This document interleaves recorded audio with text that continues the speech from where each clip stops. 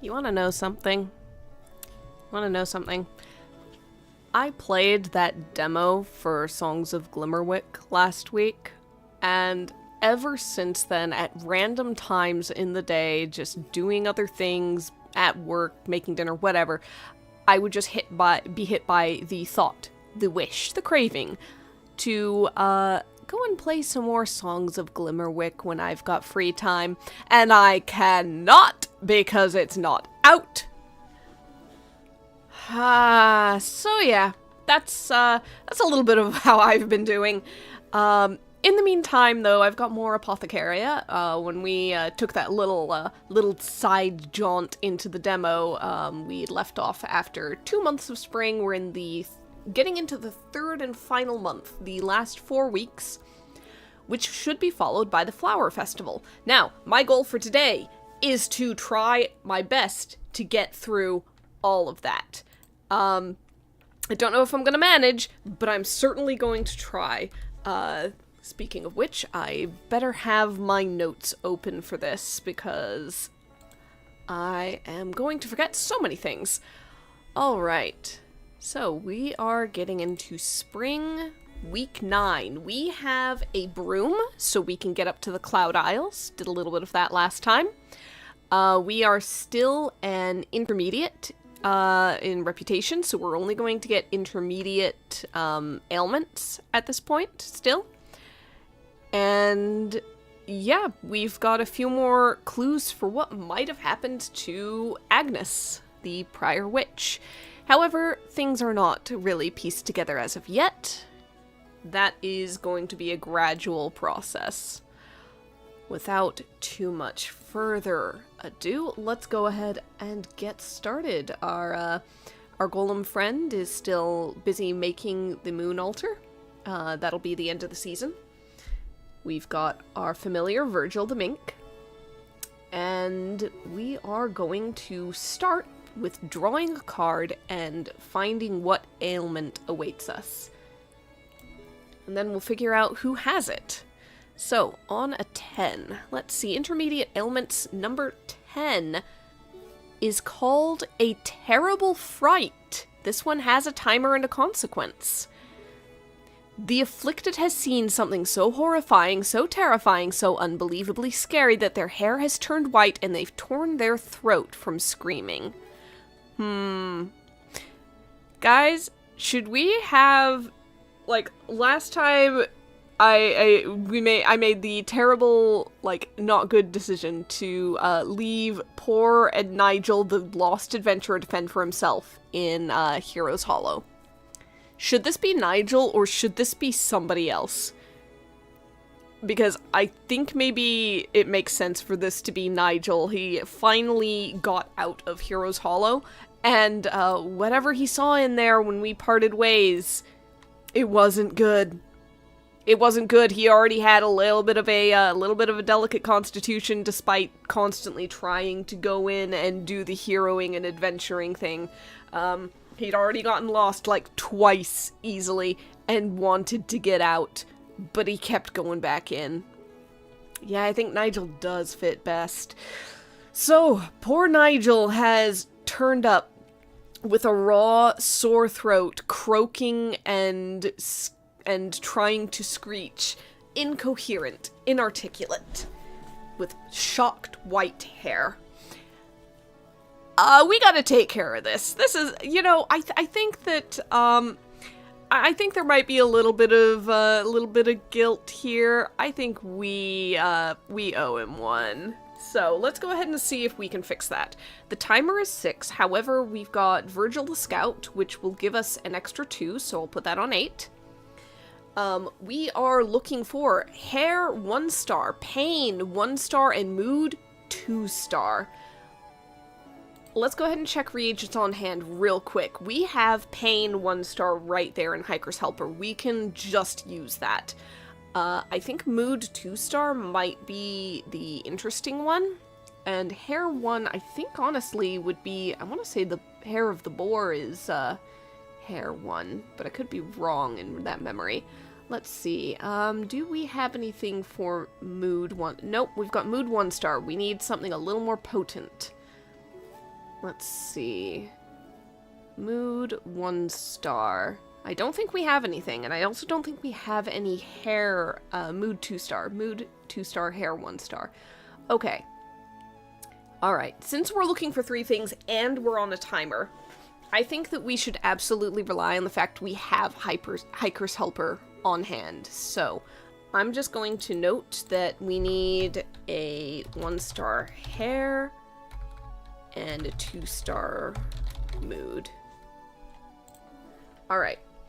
Now, is there a place we can go to get all of that? I know for a fact that we can get the Hair of Boar in Glimmerwood Grove, so I'm gonna just real quick scooch down that. That's a 1 star mood. That will not work. Let's see. Hair. Oh, Princess Toad. Oh, that is a difficult one to find in the forest. That could be a bit iffy. We'll hold on to the thought. That could be iffy. Alright, real quick. No, Hair of Boar is coffin lungs. It's not hair. Okay. I know there's a fish in the loch, but I think we might have already caught it once, so that could be more difficult. Amethyst antlers are going to be difficult, even more so than the Princess Toad. Okay. Alright, have we got... there is nothing here that takes care of hair. There is a far-flung potential to get something for mood 2 star, so hold that thought. Let's kind of check the books elsewhere. Meltwater Loch, I know, has a fish that does hair because it's a wig fish. I want to say that we might have already gone for one this season, which could cause problems.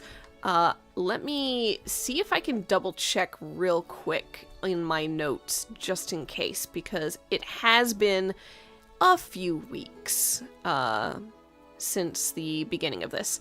So we did Pixie Fur and Hair of Boar in the first one. We got Smooth Croak Mucus. Let's see, anything else on the lake that we did?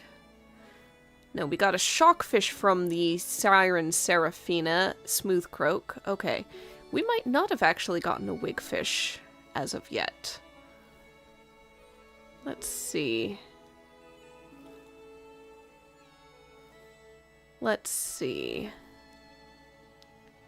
We might actually have a chance. Because if I can get that fish, it's not difficult unless it's like the 2nd or 3rd time you're going for it in a season, because it takes time to remake the wig.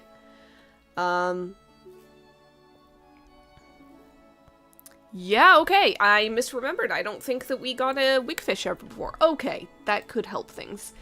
Let's see. Hair and mood. Hair and mood. Okay, yep.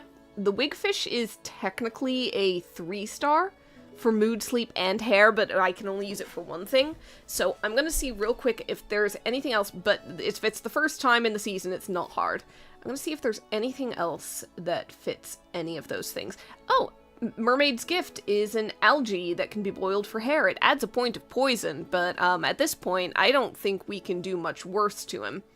Now, it is a 2 star, so it's better than is really necessary, but I think that we can consider it. Also, we have a hive. We can add honey to counter the poison. Okay. I'm gonna hold that thought. Because we could get both mood and hair from the loch. I just want to see if there's anything else elsewhere first. Especially because we can get to the Isles now. There might be something special there that can help us. Let's see. Because the faster I can get things, the better. I don't have a wand yet, so I can't get a Goat's Echo. Shame. That'll have to be next season. Blood Curse, Hot, Cold, Pain. I've already got that. Curse and Rash, Dehydration, Poison, Hot and Magic. Okay, so basically nothing that I can get in the Isles is going to help me. Or on the mountain, for that matter. Let's see if maybe the dungeon has something that'll cure the thing the dungeon caused. by any chance. Otherwise, we're just going to the lake. We're going to the loch, and we're just gonna go with that.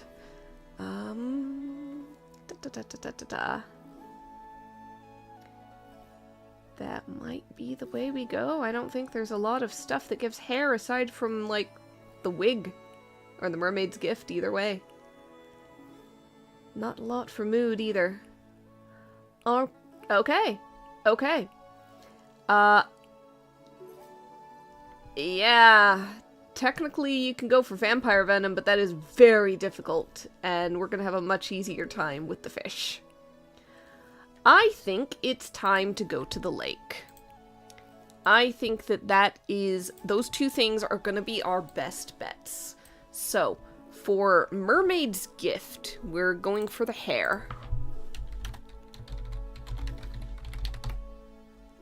So that is 5 at the loch to get it, and it adds +1 poison, which we're gonna have to counter with some sweetness from the hive, but we can do that.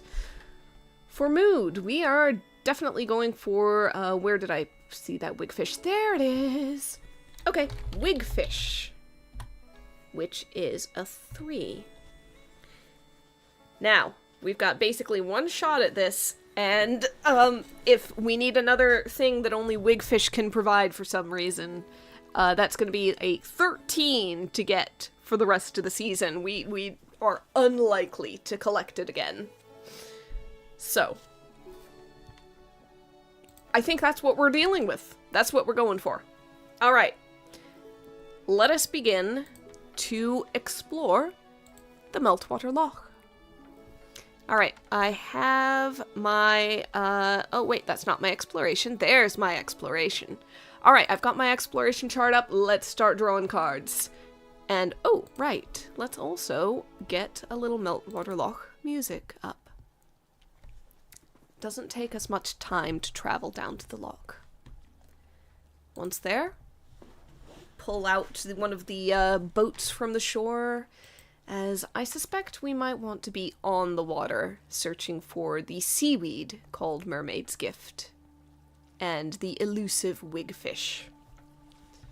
Not so elusive right now, it's busy showing off its wig. A 2 is not going to be enough to take care of that, so I'm gonna go ahead and advance this and this, just to get it taken care of. We will not be getting either one of those right now. So, while exploring one of the islands, you find a large bird's nest with an animal reagent inside. Draw a card and treat it as a reagent of the same value. If you try and take the reagent, draw a card for you and a card for the bird. If yours is higher, you successfully grab it. If the bird is higher, it gives you a nasty peck and chases you off and you lose a foraging point. We're early enough in this that I don't think that the foraging point is going to be a great loss. That is a very powerful animal reagent. Okay, now it doesn't specify necessarily where the animal reagent has to come from, but I'm just going to go ahead and stick with something from the loch. So, it can be anything up to an 11. For an animal reagent. So that's magic and 12, so that doesn't work. That's a 13, so no. 13, so no. Pretty much anything can work. We don't have any animal reagents, I think, above like an 8 or a 7, perhaps. So at this point, it's just going to be a case of what sounds most useful or interesting. In theory, we could just find the wigfish here. However, I don't think that we're going to be struggling to find the wigfish in this general thing. And so I want to pick something else, honestly. A dentist crab could be pretty good. They are 8 and cover quite a bit of stuff.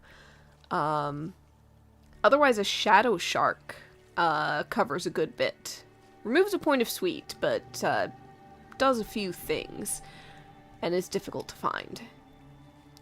I might go dentist crab just because I think that's one more thing than the shark does, and I think that is the best way to go about it. Yeah, let's go for that. So, there is a dentist crab in the nest. There's one card for me down here. Oh no! My card is not going to be higher unless this is an ace and I have to redraw both. If it's a tie, I'm redrawing both. Nope. I got a nasty peck, and I lose a foraging point. Okay. Okay. Well, the cards giveth and the cards taketh away. So we are going to, after being chased off by a very, very angry, probably a seagull given the area, we're going to just go ahead and gain safe distance and begin searching again. So that disrupted our search completely. We're going to have to start over again. Also, I should probably specify which one I'm going for. So, because I think the foraging track starts anew with each reagent. So I'm going to better specify. I'm going for the wigfish first. Let's go ahead and see if we find it. We definitely find the wigfish. So that is definitely done. For the event, Queen. A bottle washes ashore just ahead of you. It looks ancient, but the message inside seems only recently written, and even more strangely, gives instructions on how to reply. Simply toss it back into the lock. What does it say? How do you respond? Each time you get this result, write a letter from your mysterious friend. Oh, this is a prompt that would absolutely thrive with a very slow-paced individual, I'm just doing this like in a notebook sort of gameplay, which is really what this is intended for. I'm not sure it's ideal for this situation, because I am trying to get through stuff I don't have time to think. Alright. Okay. If you were to write a message into a bottle and throw it into the lake, and just see whoever picked it up might write back, see what happened, what would you write? We don't necessarily have to decide who it's from as of yet, unless that seems interesting. This could be a mystery for a bit.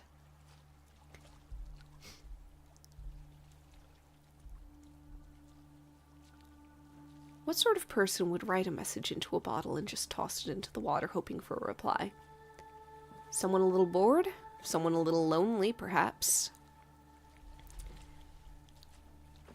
I'd say overall summary might be something to the effect of, if anybody's out there.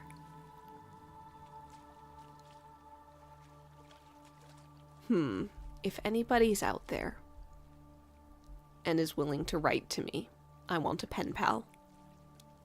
Write back and throw the bottle back in the lake. It'll make its way to me.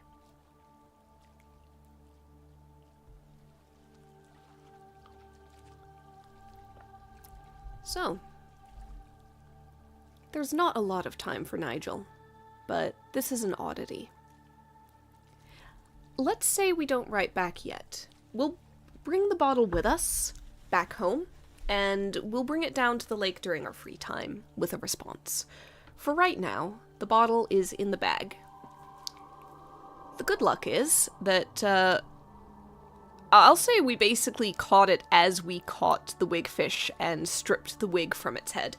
Newly bald, the fish escapes crying back into the lake to hide in some rocks and reweave the seaweed into a new wig.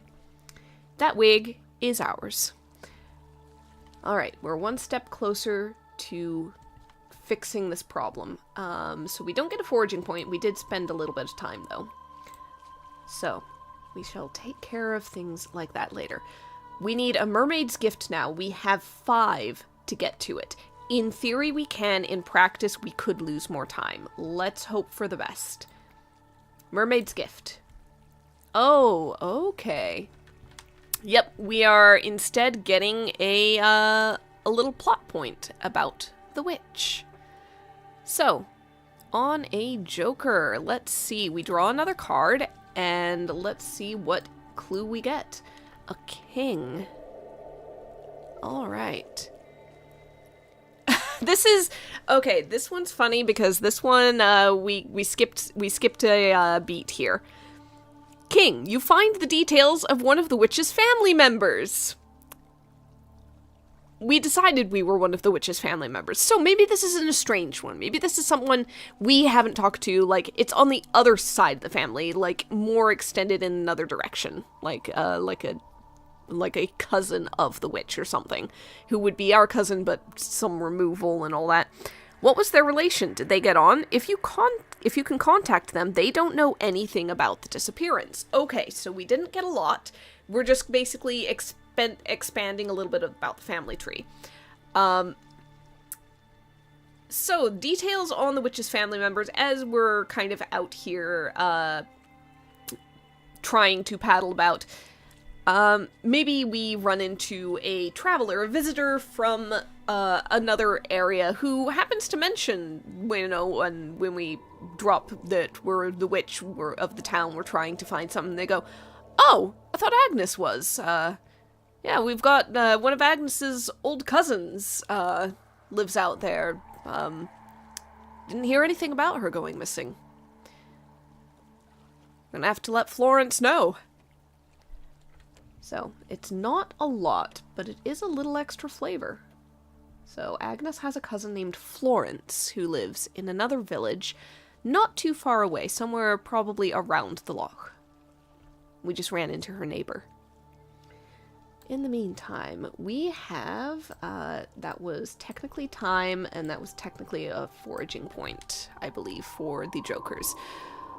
Alright, we are running down on time. Let's, oh, I think I technically drew that and meant to replace it, and it doesn't do that. So, okay, technically that was a 5. We do find the mermaid's gift on that. So, luckily there's that. Oh, we found the dwarf with the fishing boat again!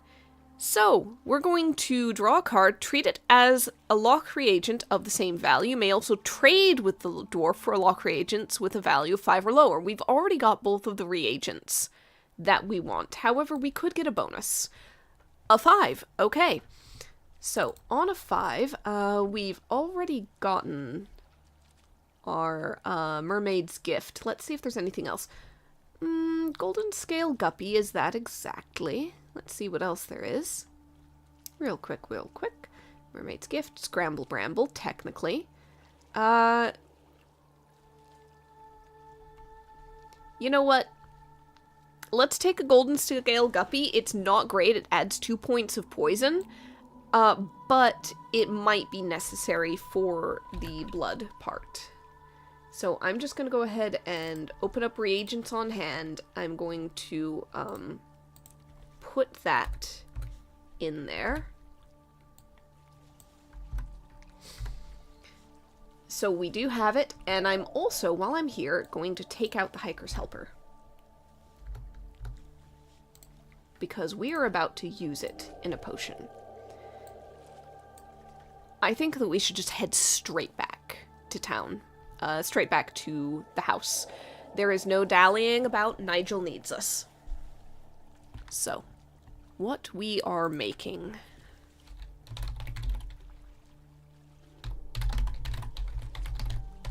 What was it called? The frights? Let's see. Where are my intermediate ailments again? A terrible fright. The frights is good enough.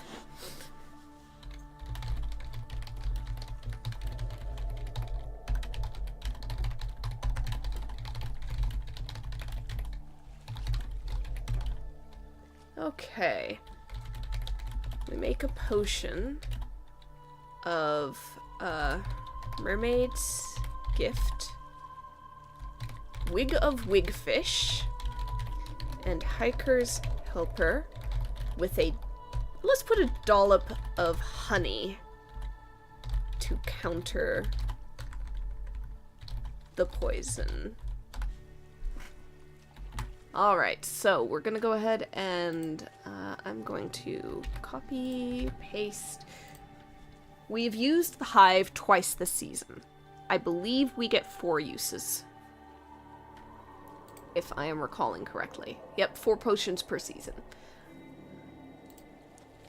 Alright. So, a potion of Mermaid's Gift, which is a seaweed, Wig of Wigfish, which is a seaweed, and Hiker's Helper, which is more of like a mountain herb, a leaf with a bit of honey. This is... Oh my god, this potion is green. I think this potion is like a very... This thing looks like a kale smoothie. I can imagine no other way.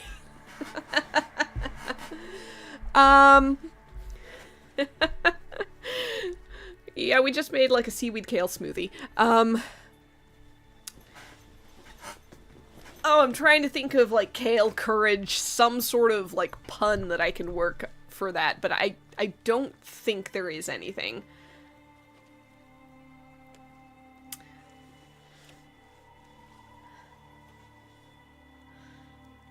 Huh.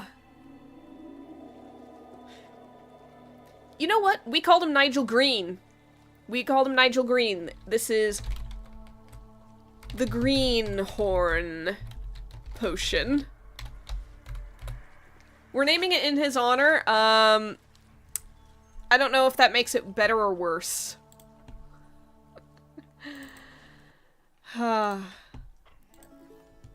Alright, with that, we've got our first ailment down. Finton, go lay down. My dog is here and wants attention and does not understand anything that I am doing. Oh, I'm sorry. I'm sorry. Okay. He shakes himself off and leaves. Alright, so we've got some downtime in between. Allow me to just remind myself how much time you get in downtime in between.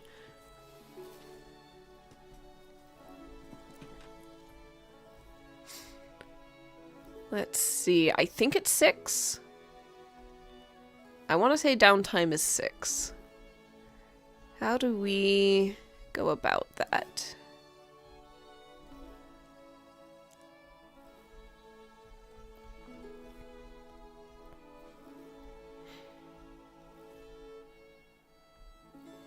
I have outright forgotten where that is in this thing. Oh right, we get paid for it. So, the poison isn't a detriment, the honey doesn't help, and we are currently intermediate, so we get 1 reputation for completing it, no bonus, because it was not a precise fix. There were a few things that did multiple things. Whoop, there we go. Housekeeping! Okay. Got that, got that. At intermediate, we get 30 silver, so we are doing surprisingly well. Okay. Let's go ahead and leave it at that, for that potion. Where is my downtime? It outright is missing, and I am not sure where it is. Yeah, I'm now scrolling past all of the reagents and stuff. And the explorations, I'm pretty sure it's well before any of that. Advanced stuff? Changing locale, consequences, reputation, calendar. That's just saying that it's the first week of spring. Explanation of ailments, potions, patience. And then it just goes into tools and upgrades, and where is it under foraging? No, it's not. Because before that is just an explanation of how to go about it. Guys, I've gone and forgotten a detail, and I cannot find it in the book even though I know it exists in the book. I am extremely lost once again. I don't even need to be like in a game that has a runaround area and a map. I can get lost anywhere. Alright. I'm just gonna say it's 6. 6 sounds correct for downtime activities. It really does. So for downtime, I think that the first thing we do in our downtime is write a reply to the letter in the bottle. So.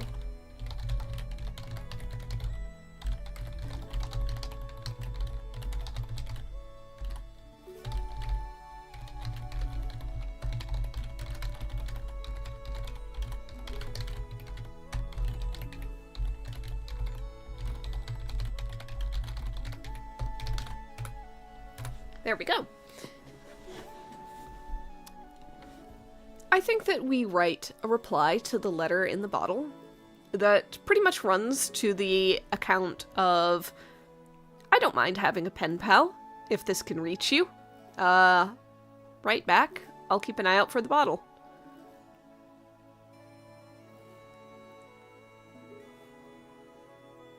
Would there be any more details to add, like, I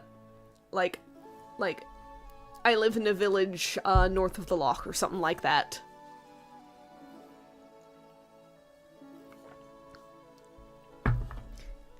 I like learning about herbs. What are your interests? We're gonna go, like, very, very, grade school first pen pal sort of experience for that. Alright, I'll spend a little bit of time writing that, taking it down to the loch, and throwing it in. And you know what? Since we're here, let's maybe just do a little bit of exploration. Let's do a little bit of poking around for some things.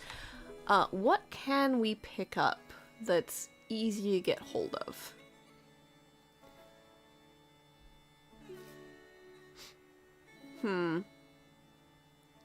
We don't need much. Or at least we don't know that we need much.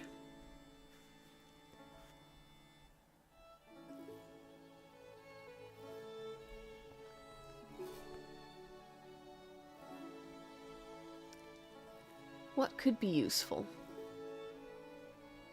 Honestly, a great many things.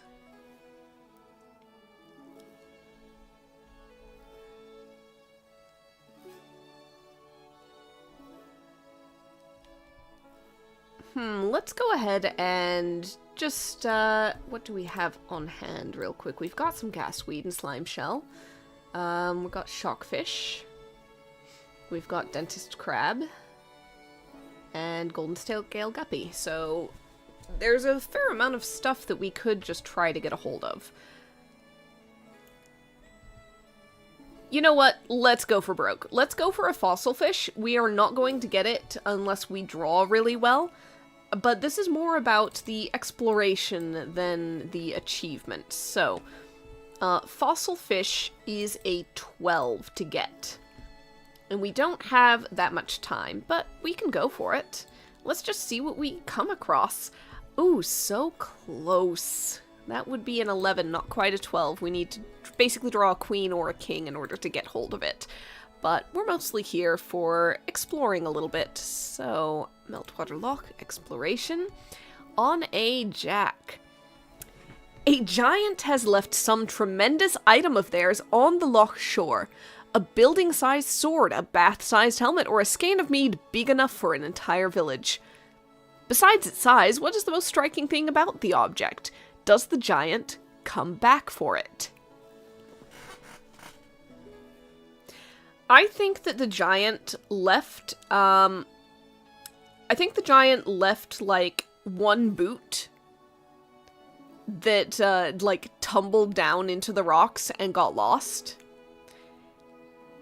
And, it is enormous. It's, like, sort of made of, like, this soft material that is nevertheless thicker than, thick enough that basically you hold it in your hand and it's like the thickness almost of your palm. It probably got lost, tumbled down, wedged in because the giant took off his shoes to go wading, the previous day. I think that he'll probably be back for it at some point, just searching for it, trying to figure out what the heck happened to his shoe. The most striking thing about it is it smells real bad. That is a stinky cave of an item. We are not going to poke into it any further. In fact, we're not going to mess with it at all. We are going to move away and carry on. A lot of stuff with sensitive noses is avoiding the area because of it.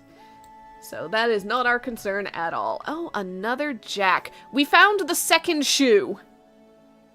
Both shoes are there. The giant might still be in the water waiting about.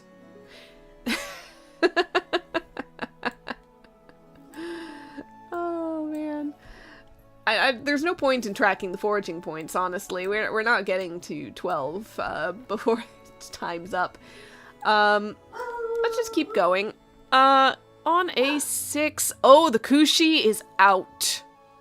We decreased timer by 1. I think that at that point, going a little bit further along, once again we hear the Kushi bark across the lake. And we have to hide and wait it out. As we're hiding, we see the giant very quickly coming out of the mist over the lake, moving across, rooting around in the stones, collecting his shoes and pulling them on.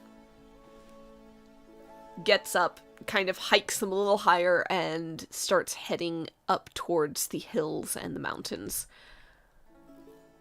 Once the giant's clear and all is quiet, I think that we just head home and call it good. Alright, brings us to the next week.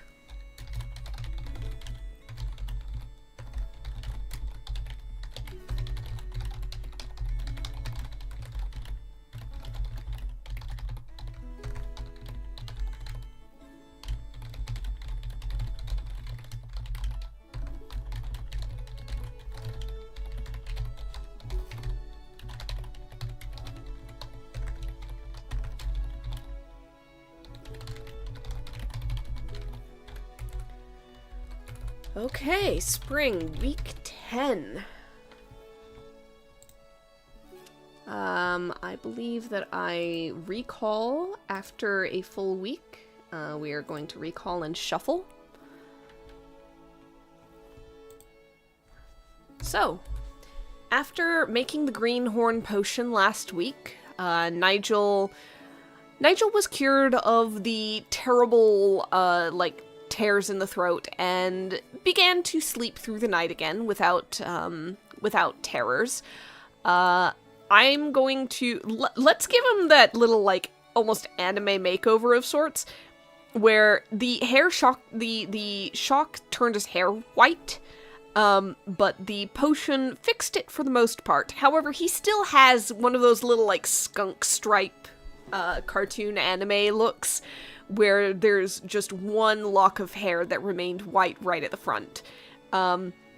Very main character hero coded. Maybe he'll live up to it someday. But for now, it is a new week, and therefore potential for a new problem. What turns up at our door? Nothing turns up at our door. A clue turns up at our door. Alright, okay. We've been getting quite a lot of those. Oh, okay. Yeah, this makes sense for us not to have gone anywhere yet. You find evidence of a strange quirk that the witch had. What was it, and how did you find out? It's definitely while we're basically working and cleaning about the cottage, the cabin. Maybe we're trying to help the golem with some of that renovation, reinstalling the wand altar, the enchantment altar that we want to have. What sort of strange quirk did Agnes have? Perhaps she, it could be something where she, whittled things or notched things into the walls. It could be a habit of, maybe there was a knot hole in a wall and we had to pull the plank down because it got damaged. And she, had a habit of, pushing a small coin or some other small item like pebbles or something like that into it. Or it could be even weirder. If you can think of something real weird, go ahead and hit me with it. I am just spitballing ideas right now. I am brainstorming. Because that could be a lot of things. It is very open. A strange quirk that she had. Let's see. I'm just gonna go over what we know of her from before. She was very good and skilled at enchanting things. She turned down some great opportunity that was given to her once, probably for going to the big city and being on like an enchanting like workshop think tank sort of equivalent.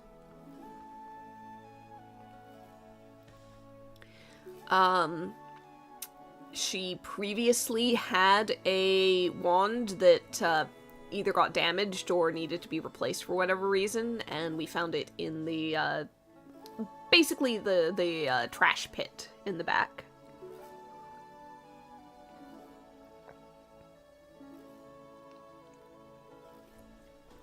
She had a pony called Carrot Cake. That was basically her pet, not her familiar. I think that we have Carrot Cake. We have Carrot Cake safe at home, and whenever we have, I think, one jot of time left, sometimes it's just spent taking care of Carrot Cake and giving him walkies.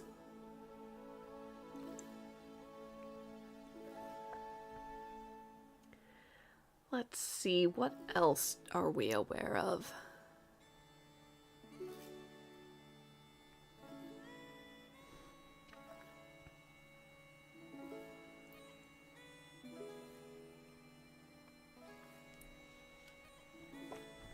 She has a distant cousin called Florence, but that might not be relevant here. The quirk could be something she collected. It could be a strange little habit that she had that only she knew the reason for.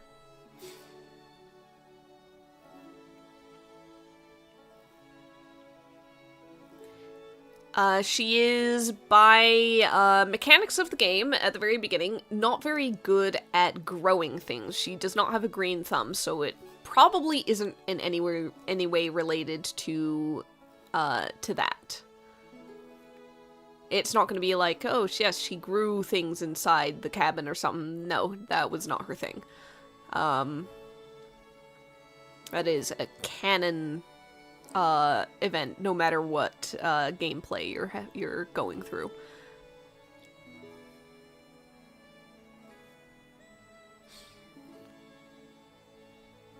You know what?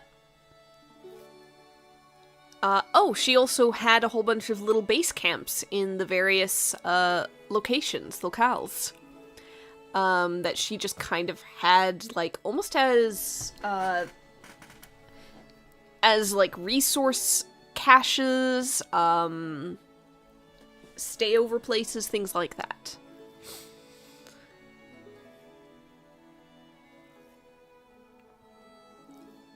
I'm going to say, okay, it can't be anything that messes with our resources, to be fair, so it's not going to be a stash of coins, for sure.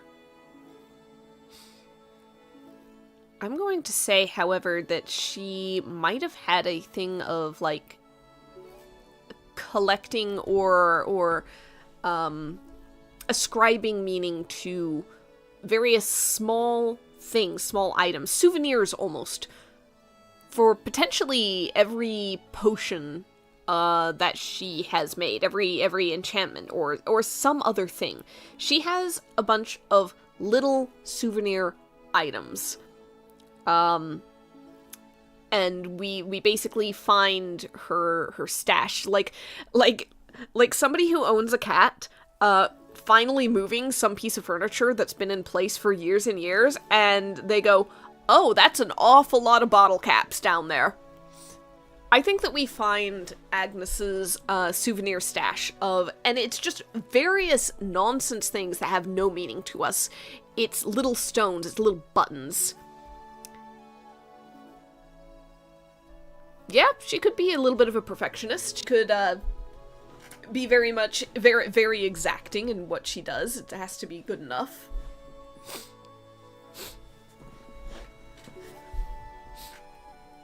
So maybe whenever she felt she did the thing right. There's only one of every item in her house. Possibly. Let's see. One best cup, one best plate. No other's good enough.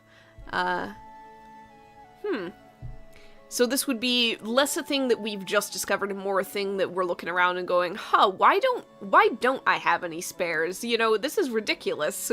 You know, what's going on with this? And then we start realizing, yeah.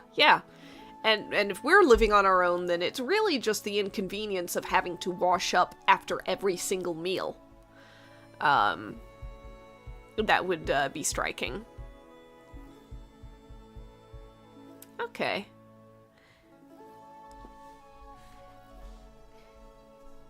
Now here's the thing about that. She had these caches, these supply drops or of sorts in other locales. Were those just like one of every item there as well?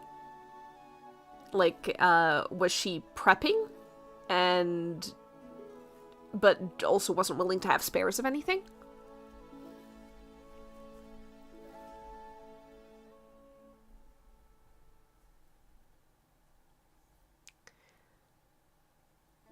Potentially what we find is,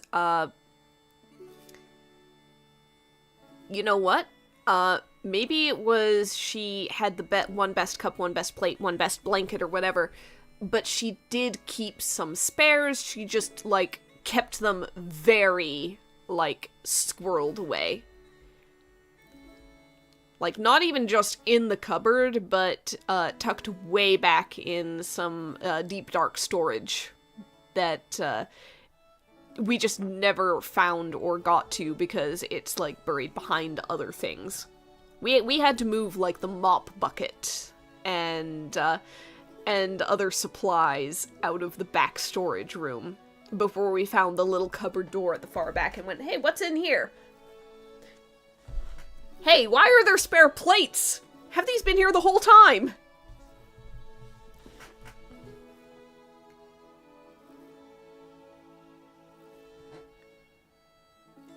Because that would be one way to discover a little bit of it, of, like, okay, this is like absolute quirkiness. You know what else that would necessitate? She was not having anybody over for dinner. She had one plate and one cup, and as far as anybody knew, those were the only ones she had because they were the only ones on the shelf. And so you were not inviting yourself over for dinner. You were not expecting to be invited for dinner at her place. She might have also been very, like, standoffish, as well as any of that, like one of every item. There were no guests. That would be, at the very least, a side effect, if not also a intended effect, maybe. Who could say? We'd have to ask her if we ever find her. Alright, I'm gonna make a note. We discover a quirk of Agnes. She only ever kept one of any item.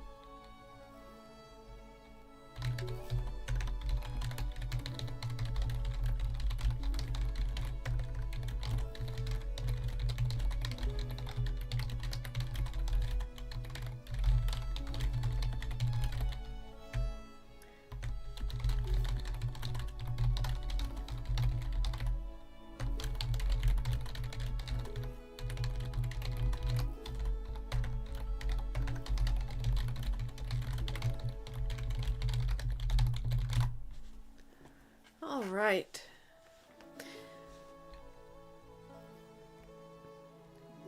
Okay, I'm going to say that, just because we've come up with that quirk, and also potentially a solution for it, from this point on, if we want to spend any downtime, like, inviting somebody we know over for dinner or a meal or something, we're allowed to do that now.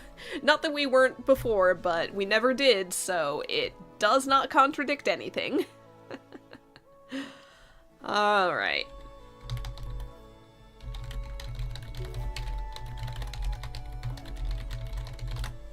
There we go.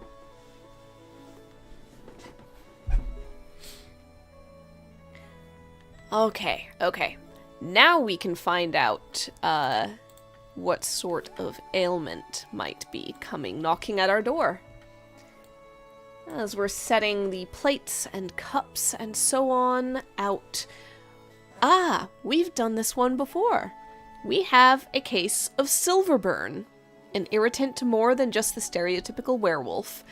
The afflicted may have a form of lycanthropy, vampirism, or a form of giver's disease. Now, last time, we did handle it, and it was a villager, Paramon, the candlemaker.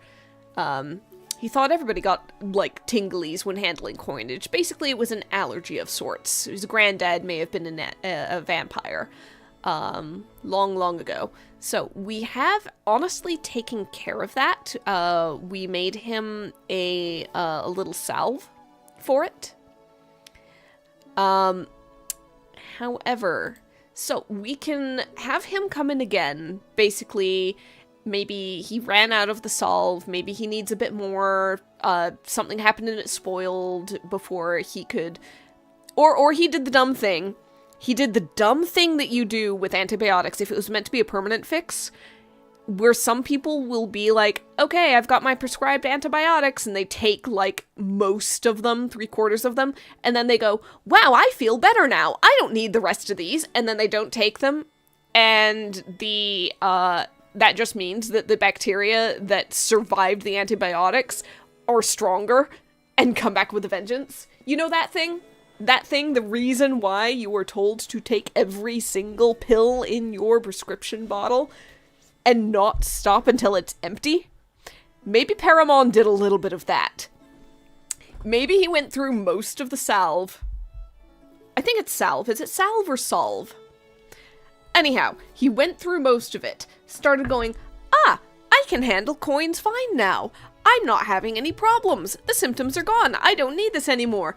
And, like, threw the rest of it away. And now he has handled coins and he's getting welts instead of just itches, tingles. He's getting, like, full-on hives.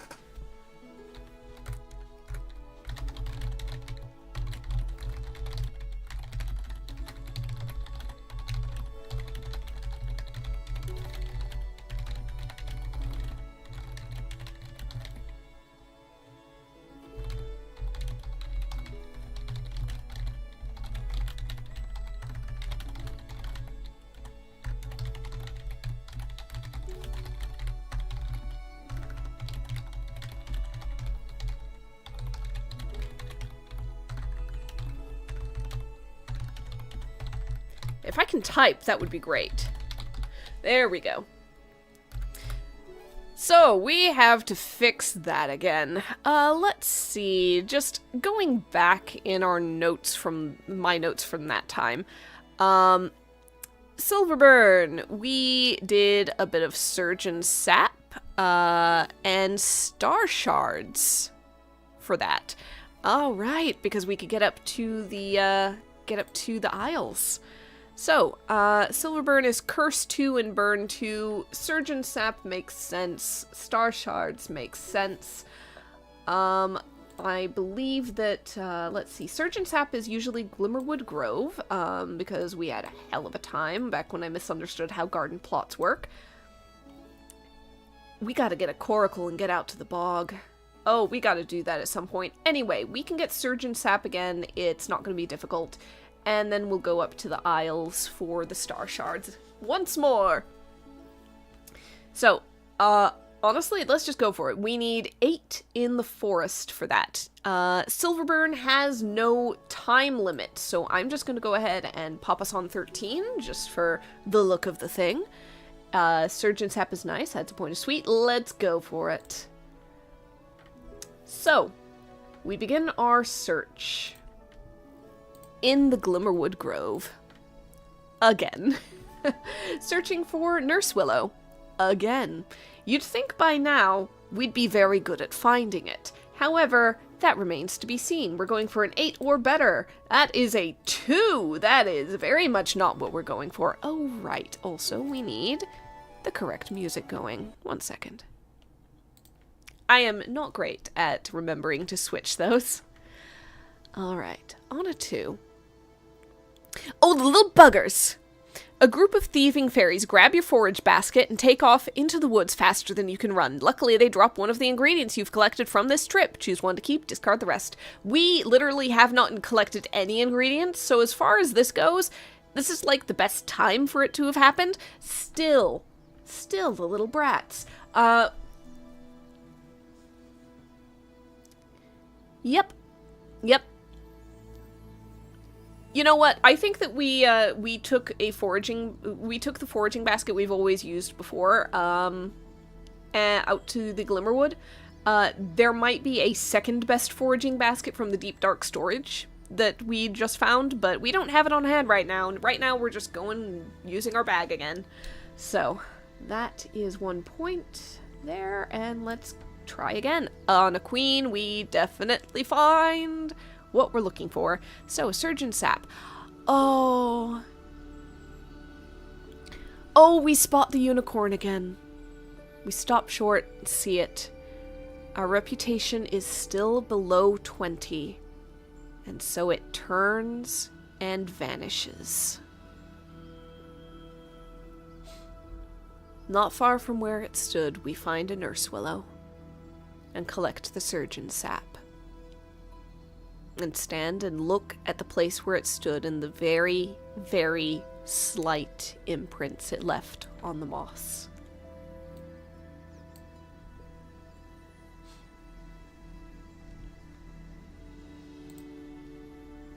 And then we turn and we go, because we have more to find.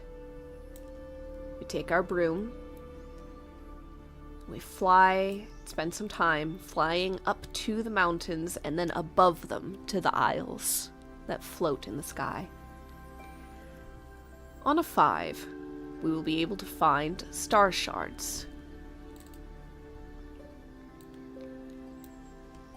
A 7 is better than a 5. Don't need the foraging tracker for that. So, on a 7 in the Isles. Technically, that is, there it is, Cloud Isles Exploration. On a 7. Oh! Interesting. Flying past one of the larger and more forested islands, you spy some rocks, spelling out, help. As soon as you land, a sailor comes rushing out of the bushes. They look and smell like they've been here for weeks. How did they end up here? Do you rescue them? Alright, guys. Yeah, we've got a good group here. How many sailors would you say, perhaps? There's one for sure, but... Oh no, it is only one. It is only one. I misunderstood that. It's not multiple, it is a sailor, and they look and smell like they've been here for weeks. Okay. Alright, yeah. How did they end up here? Well, a sailor implies a ship, but the Isles imply height. We know that there's a balloon person down in the Moonbreaker Mountains. I think that there are airships. Yes, there is an airship mentioned in another event on the Cloud Isles. Okay. So how did this one sailor end up here? Were they marooned intentionally? Did they fall and survive the landing? Yeah,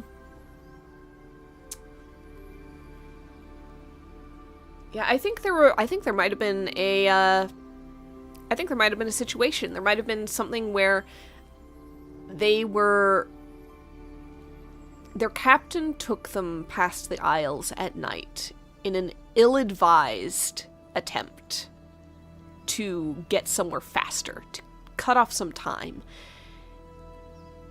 He believed that by a full moon and by the aurora light of the lighthouse on top of Moonbreaker Mountain, it would be enough to see by.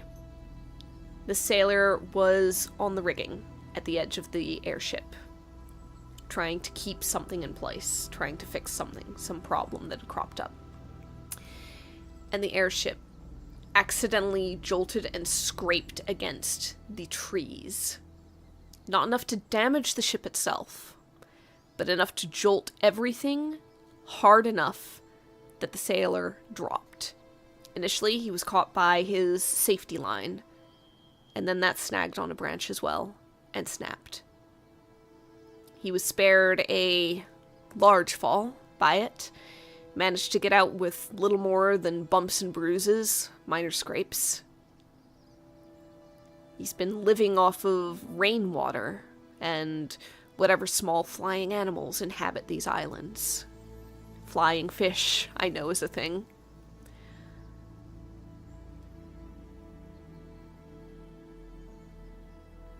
It's entirely likely the crew didn't even notice he was gone until it was too late, and they had no way of finding him. Or even knowing if he lived. It can be a long drop from the skies. We have a broom. I'd say we, in theory, have enough space to ferry one person down. Let's go ahead and take him down to the base of the mountains. We could probably walk him back to High Rannoch, actually. That's the nearest bit of civilization from where he might be able to get a bath, a meal, and then perhaps a way onto a road, a way back home.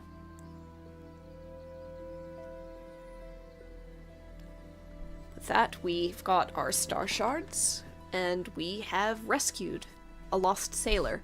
What should the sailor's name be? I could randomize it, as I have done before. You don't say. My little friend here desperately wants probably an out. So I might be taking care of that in a second. It is a beautiful day outside, and he really wants to be part of it. So, I've got... Okay. I've got the name Orion generated from a list I have in a book here. So, I'm going to say we rescued Orion, the sailor.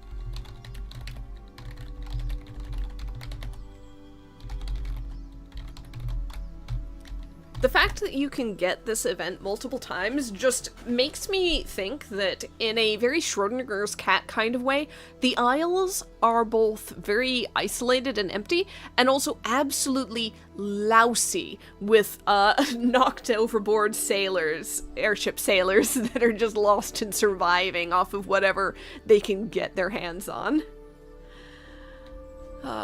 Alright. So, I'm gonna just go ahead and note a potential visitor or passerby of Orion, the air sailor.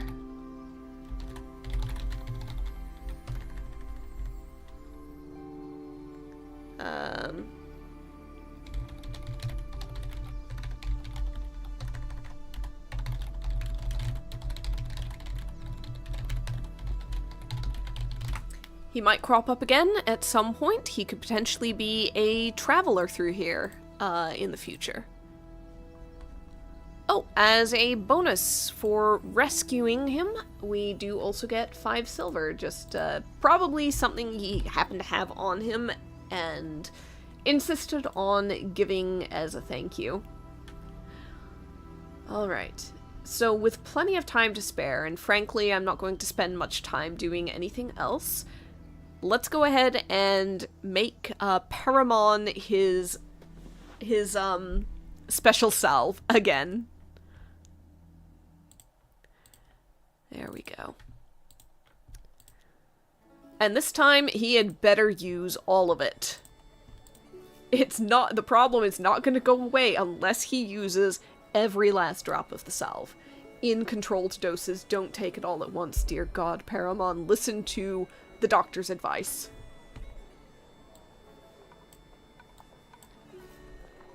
Alright, that puts us in downtime very solidly. We could explore a little bit more. Oh, right, I almost forgot. We have to get paid for our potion. Oh, I am scooting along a little too fast. Okay.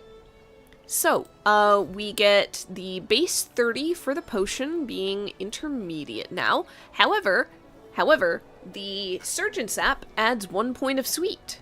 So that increases it by 4. We get 34, which, oh dear, goes in perfectly. So that's 130. Guys, I think it's time to upgrade something else. I think it's time to use 70 silver to get a coracle. Because I want to be able to get into the bogs. So, 13 minus 7 is mental math. Don't fail me now. 60. So we got 60 silver left. And we have... Up. Small is good. 1 coracle. Alright. So, the coracle is basically a little, like, dish-shaped boat that you can paddle around. I believe it's essentially hide stretched over a frame, usually. And we can use it to get into the Blastfire Bogs, which are an extension of the Glimmerwood Grove. Basically, you've got the grove, and then it goes downhill into marshland. There are reagents there that we can find. There are reagents that might be easier to find there. If I just go into Glimmerwood Grove here, like, Surgeon Sap suddenly could be a 3 to find instead of an 8. They're more common in the bog. Same with Princess Toad. That goes to a 5 instead of a 10. So we basically have a whole new area to start to explore. Now, let me see if there's anything that is solely bog. There might not be. I think everything is at least somewhere else once. Yep, looks like it. So basically, it's just going to be some things might be easier there. So broadly speaking, I think we're pretty much all set there.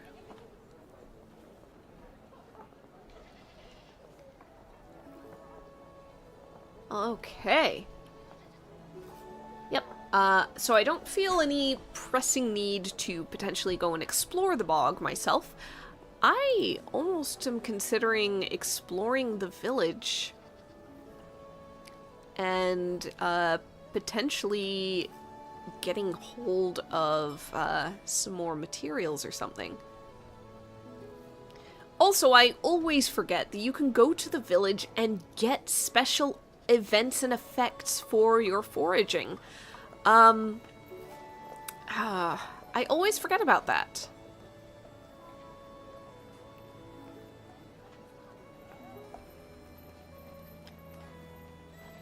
Oh, there's the downtime. It's under village. Alright. Each action decreases the timer by 1, and you start with 6. So, yeah, okay, I'm fine. I did it correctly.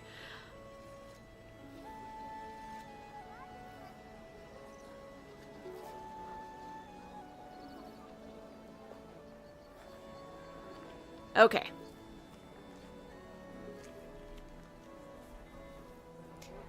Let's go ahead and explore the village. Let's see what we can find there. Real quick. What's handy? We can't get a whisper of a cat. Honestly, I think we had a wild rose. I'm not sure if we do anymore. We've got 1. So that's fine. No milkstone, no wand. And Jumpkin just doesn't make much sense without being in the mountains. Oh, we could go for Hiker's Helper, actually. We used that, and it would be good to have, just in case. Alright, let's go for some Hiker's Helper. It's only a 3 in the village, but I just kind of want to see what I can get hold of. I also want to see what happens, because if that brat goes for our gardens again, we need to see if the mask works. I gave it a 50-50 shot, so let's go for it. So looking around, a 4 is, I believe, enough. I think it was like a 3. Yeah, 4 is enough to find some hikers helpers, so I can just go ahead and put that into our reagents on hand real quick. And that'll go into our storage. Save changes. Alright. On a 4. Oh, okay. An adventuring party is loudly planning their expedition into Heroes Hollow. They ask for your help. You can decline, or next time you go into foraging in Heroes Hollow, decrease your timer by 3 to help the adventurers find what they're looking for. And it's basically just a prompt to write about the adventurer, what were they looking for, what they like, how did it go, etc. Now, I'd say that is potentially kind of risky, because it would basically require us not to go into Heroes Hollow on something with a short timer, which could be iffy. There's not a mechanical reward for it. It's basically just an adventure.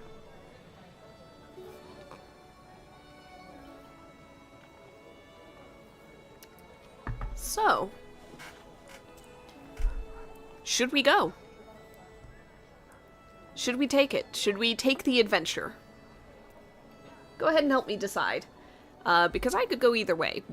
Like, it is a potential narrative thing. It is not going to give us any benefits mechanically. It's just for a story.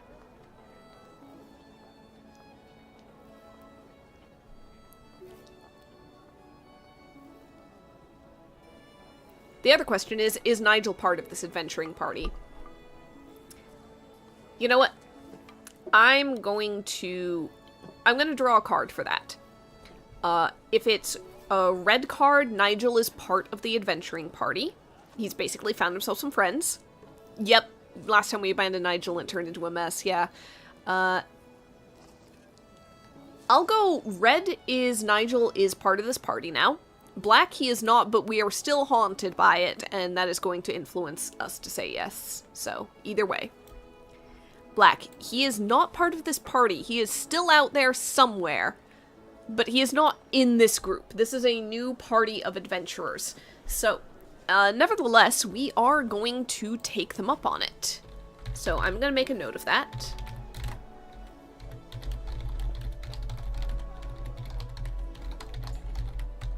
Party of adventurers. Planning expedition to Heroes Hollow. What shall they be looking for? There could be anything in there. It could be an artifact. It could be a particular monster or something of that sort that they're trying to hunt. So if we determine that ahead of time, that might help. I'm going to put a little spot there. Planning expedition to Heroes Hollow for something. Asks for help. We will do so. Decrease timer by 3 next time in Hollow for foraging. Describe outcome then. Okay.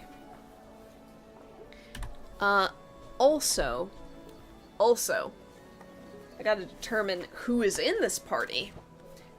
Because, you know, it's one thing to help some strangers out, it's another thing to not even know their names at all. Let's see. I've got names here. We've got a Fayette. I'm gonna go ahead and go 3. 3 seems like a good number for a adventuring party that is asking for a local witch for a little help. So Fayette, we've got 72 gives us Rados. R-A-D-O-S. And final one is 40, and that's going to be... No, it can't be Glon. Glon is a farmer. So I'm re-rolling that.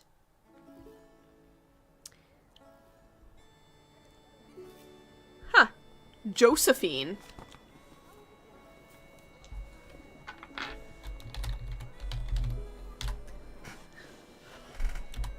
Alright. Okay. They're asking the local, like, herbalist witch for help. So, they might have a healer, they might have a caster, but I'd say those are less likely. They've probably... What is the ideal adventuring party here?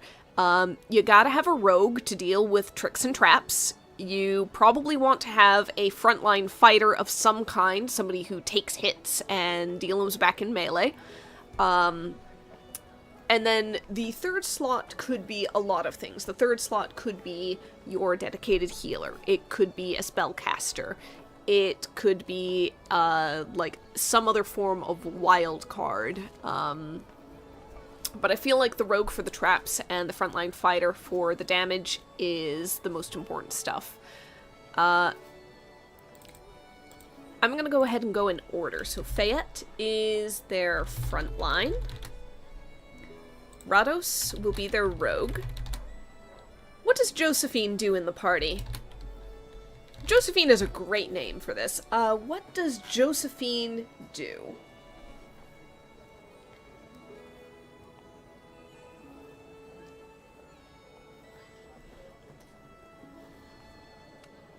I feel like with the name Josephine, you almost have to have some kind of, like, charisma, like, party face sort of thing going on.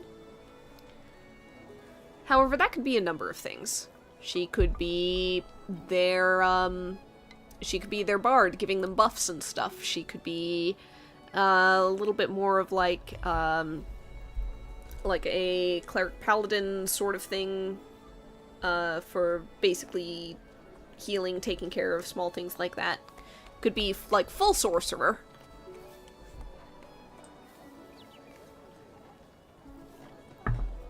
Now, technically, I could roll on another chart. Just giving it a second in case there's a thought or an input. Let's see. If I rolled player class, that is using basically a D&D class list. That is a D12. And I'm happy to re-roll if I get something that's already covered, like rogue or warrior. Let's see. I'll grab my 12 from my box. Okay. So, I'm gonna roll. However, if anyone gives me another thing in the meantime, I'm happy to make her a multi-class. She could double dip. 10, it says druid. Alright. Interesting. So, I'm gonna go ahead and put that down for now.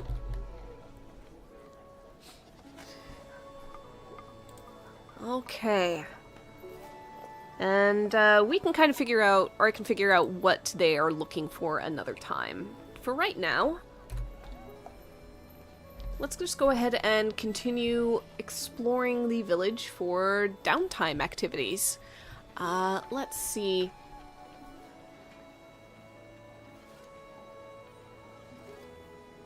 There's one more thing I think that, we could potentially look for. Well, aside from the Jumpkin. We've got some Hiker's Helper. We've got some Wild Rose. I'm not too worried about getting multiples of things. Especially with how much downtime is available. Yeah, we don't have a lot of options for grabbing stuff.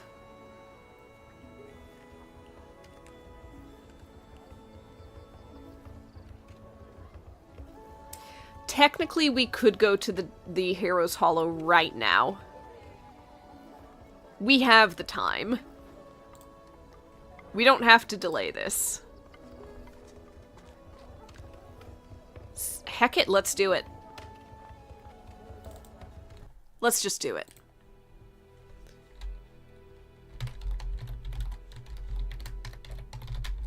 We've got the time. We're not in the middle of anything.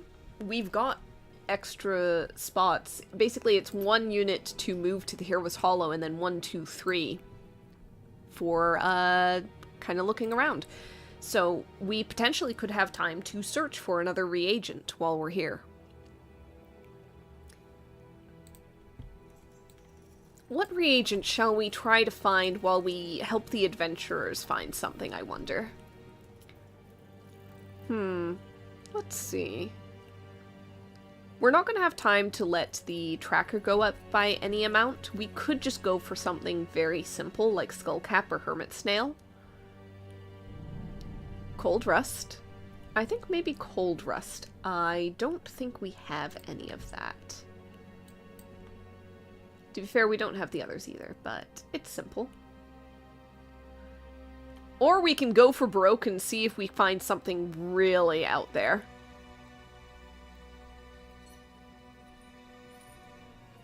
Yeah, let's go for something high level. Just in case. Can't use anything that uses a wand.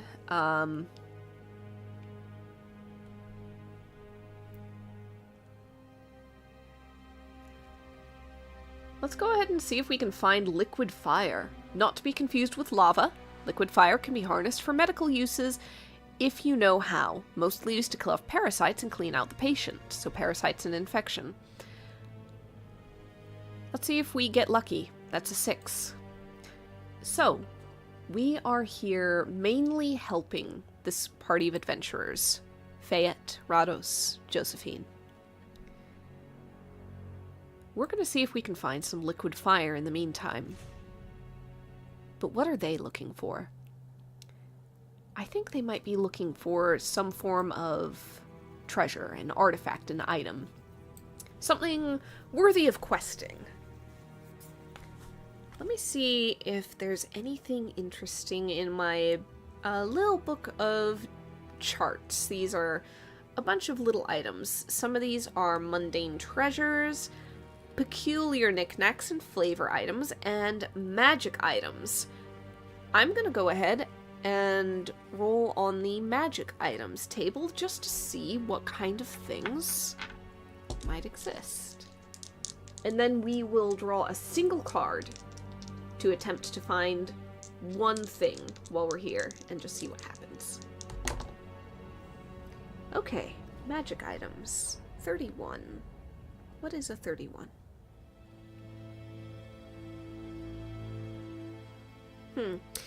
31 doesn't really make much sense for it. It makes sense for something you find, but not something you look for. So I'm just going to go ahead and roll that again. What's a 12?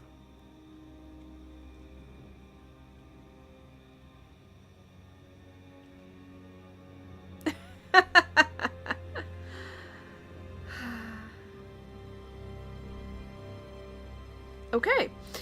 This sounds goofy, but it would probably be useful in some senses, and maybe they're commissioned to do this. So, what they are looking for is a small, round mirror, enchanted, such that as long as somebody carries this mirror on their person, not necessarily looking into it, just has it on them, they will always know what lies behind them. In theory, you become impossible to sneak up on. I think that could work. They've heard tales of this mirror. This mirror of hindsight.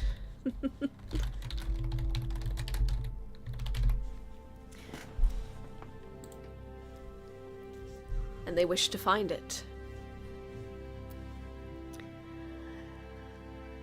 So, they are delving into the dungeon, searching for it. We come along, keeping an eye out for, hopefully, maybe a little bit of a reagent we can use.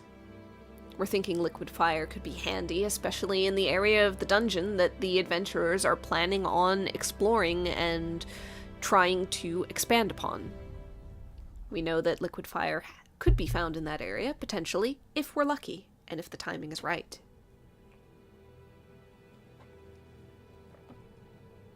However, there's also other things that can be found in the dungeons of Heroes Hollow. And what things we find, well, it's up to chance and fate. With our last bit of time, let's go ahead and add a little bit of a event to this. Technically, they're meant to be separate, but I think this is fine. Ha! Okay. So, liquid fire was an 8, so we definitely aren't... Oh no, it was a 6 exactly. Okay, we find liquid fire. Alright, okay. So, we are searching for the mirror. I'm searching for liquid fire. While exploring, I'm going to say that our witch spots a basin in one of the rooms in the dungeon with a glow above it. A sure sign of liquid fire in a container.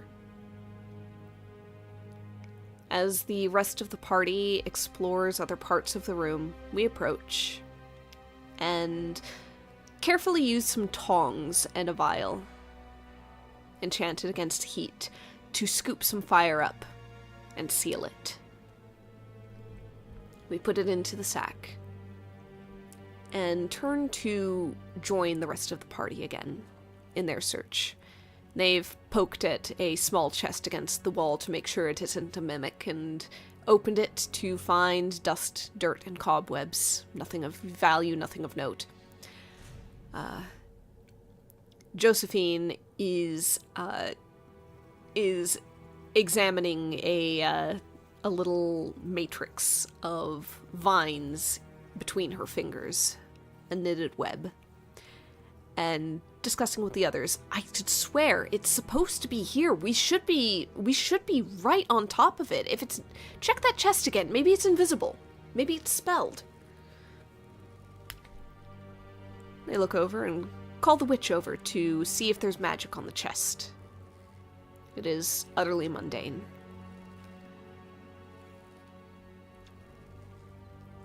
Fayette steps back and starts looking around the room in frustration. Rhodos, are you sure there aren't any hidden doors?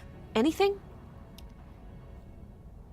Well, I haven't found anything that seems hollow in a weird way.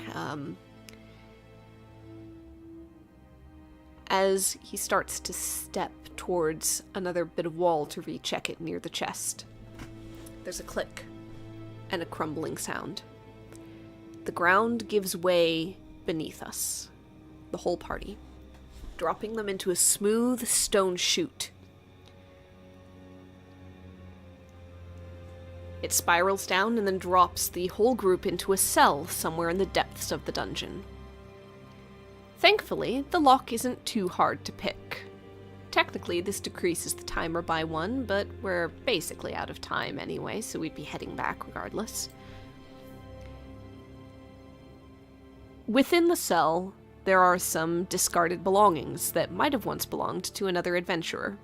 A pack, mostly falling apart, a few bits and pieces. And inside the pack, as Rhodos picks the lock on the cell from within, Josephine finds, in triumph, a small round mirror. On top of it, indeed. With the adventure done, we all head back.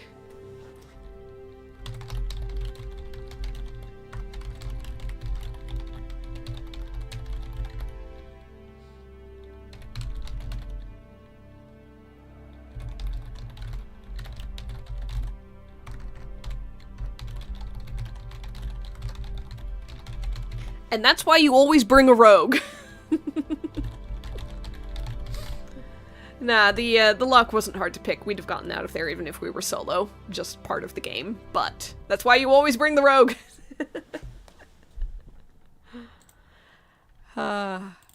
Alright.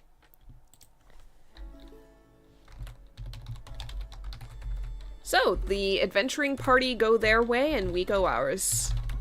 Spring week 11 begins. Let's go ahead and recall and reshuffle everything. We are on week 11. We are moving right along. So, first things first, let's go ahead and see what ailment is on hand. I think we've had a queen before. I could swear. Intermediate. Oh, no, we have not. Okay. Intermediate queen is tongue stung. The recent trend in organic foods, in quotes, has led some clever clogs, the afflicted included, to try to get their honey straight from the hive. Oh no! Oh no! Oh no! Who has been trying to nosh the honey straight out? Who's been doing it?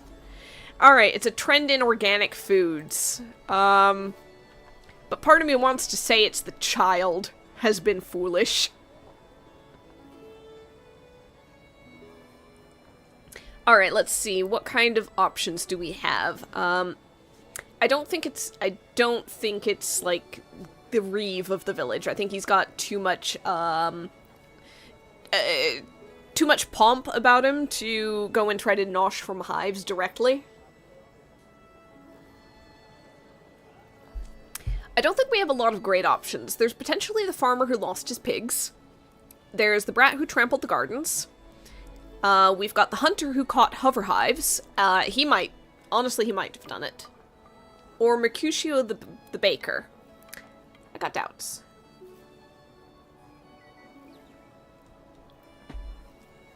Otherwise, there are surrounding area peoples. Some of the travelers who go through. We could make someone new. You know what? The thing we could do, that we haven't this run yet, is we could basically draw a card to determine what sort of patient, because we could have a repeat, a villager, adventurer, or monster. So I'm gonna do that real quick, just to see what suit we get. Diamond is an adventurer. Okay, it's not gonna be Nigel this time. We gotta give him a break. Nigel gets a break. It's not Nigel. We do have one of the 3 adventurers. They might still be in town just a little bit. Could be looking for other work. So it could be one of them. We've not had them as a patient before, so technically it's not a repeat. Let's see.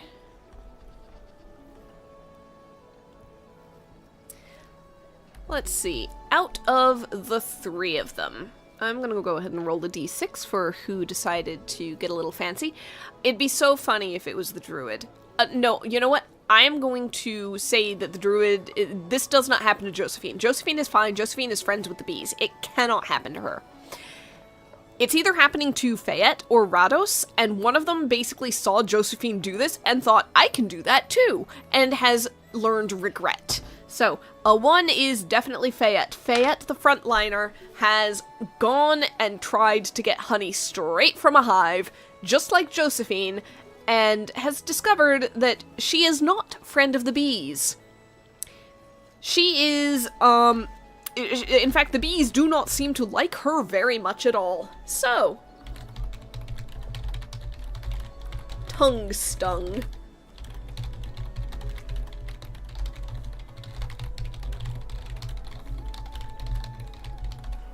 Alright, let's see what nonsense we have to do for this. Tongue stung is mouth, 1 star. Oops, there we go. We need boils, 2, and we need pain, 2. That would, yeah, pain 2 makes sense. Alright. Oh, that's a lot. There is no timer on this. She just basically gets to suffer, but no consequence is gonna happen if we fail. We do have Hiker's Helper for... Nope, that's only pain 1 star. We need 2-star pain. This is advanced pain. Okay, mouth boils and pain. Mouth is the only 1 star. We're getting a little more difficult. Let's see if we have literally anything. Shockfish for pain, or boils. So technically we do have something on hand for one of those. Innocent suffering for pain could work. Dentist crab for mouth. Mouth is the 1 star, so we don't necessarily need to use that. It's very powerful. Okay. Okay. So, I like the idea of using the shockfish for boils, because if we can do something where it's just one thing per reagent, then we get a bonus for, I think, reputation. Not necessary, but nice. So we need a 2-star pain in that case, and a 1-star mouth. Mouth is the one that's really throwing me. Is there anything that works for just mouth? So, time to scour the books real quick. Hecking foot fungus does burn, boils, and rash. I think we're gonna do boils somewhere else if we can help it. Mouth and pain, mouth and pain. Where do we find mouth and pain? To be honest, mouth isn't something that I've seen a lot of.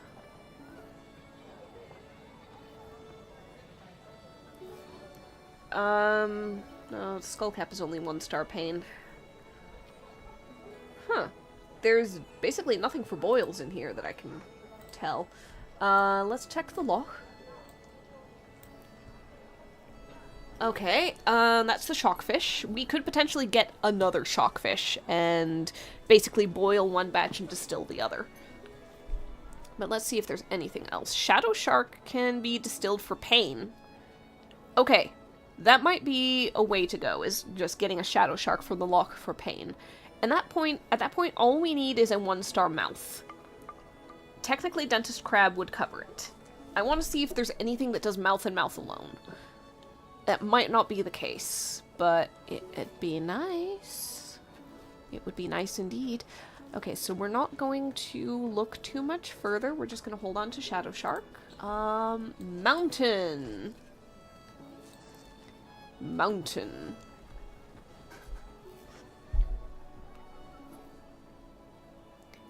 Nimbus fish in the Isles does mouth, feet, and infection. It's a 3-star, but whatever. See if, once again, we can find one that's just mouth and mouth alone.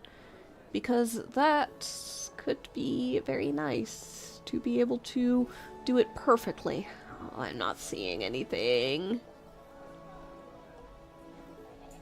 Okay, we're gonna hold on to this just in case Nimbus fish, but, otherwise, Mountain, Heroes Hollow?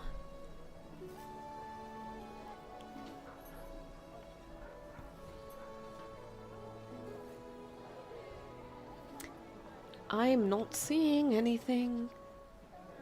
I know that somewhere out there, someone has made, like, an entire, like, spreadsheet or series of spreadsheets sorting these from various ways. I really want that spreadsheet because I want to be able to, in theory, just search all the things for mouth, because I've got the feeling it's only in, like, a couple of things. Mouth is not showing up a lot. You're likelier to find teeth. Yeah, mouth is, never a solo thing, it seems. I'm genuinely thinking it's never a 1-star thing either. Like, hold on a second. Yeah,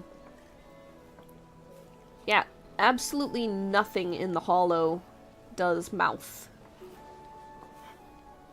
So that's basically out. There's Weird Water, but I haven't gotten access to the Strange. I really should explore the Hollow more, because that's the only way you can get into the Strange. There's all sorts of weird stuff in there that I just have not gone for. Yeah, Nimbus fish is a 3-star that gives mouth, among other things.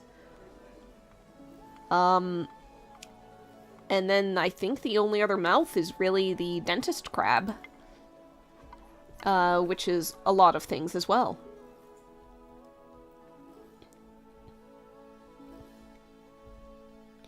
Okay. So we could just stick around the loch for both things.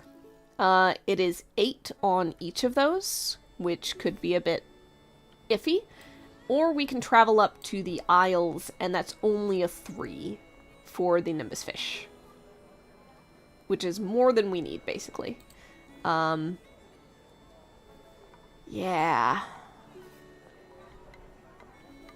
I think a shockfish is 7. Slightly easier than the other one. We aren't getting any bonuses for basically doing anything harder. So,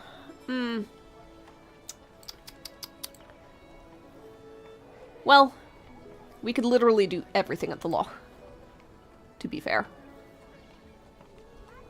And honestly, we have a bunch of stuff from it. We've got 1 shockfish. We've got 1 dentist crab. We could make this relatively easily, even if we run low on time. So, yeah, with the dentist crab having mouth, and the shockfish having either pain or boils, but mouth is what I'm... Okay. I was just, I was overthinking things. Let's just go to the loch. I think that's the thing to do. Let's rely on the fact we already have a shockfish. To some extent.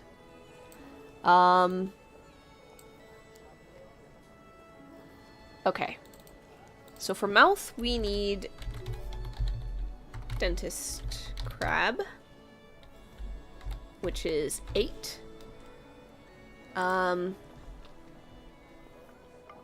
The shockfish were basically relying on boils.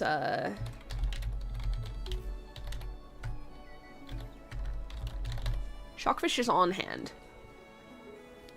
And for pain, we want shadow shark, which is 8.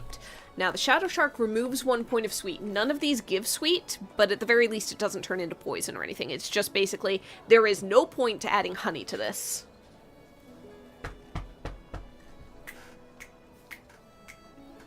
I've got a very beggy dog. Very frantically beggy. Alright, fine. Okay. I'm going to, do something. I'm just gonna go ahead and take care of a doggy. It is not gonna take me long. Nevertheless, where is my be right back? I swear I should have it somewhere. There it is. Be right back. I should be very short. I'm just gonna let him outside and then I'll come back and he can fend for himself for a little bit.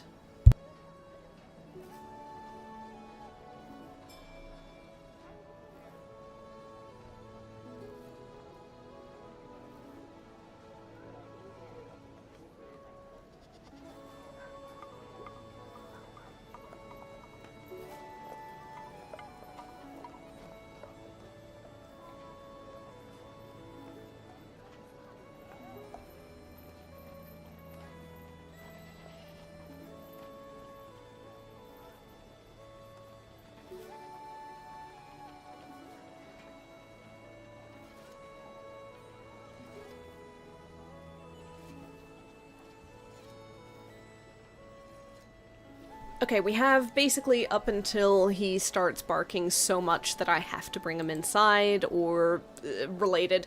So, let's go. Let's do this thing. We are 100% going to the loch for absolutely everything, and let's do our best. So, both of our goals are a foraging of 8. We have 13. Usually, we should be able to find something.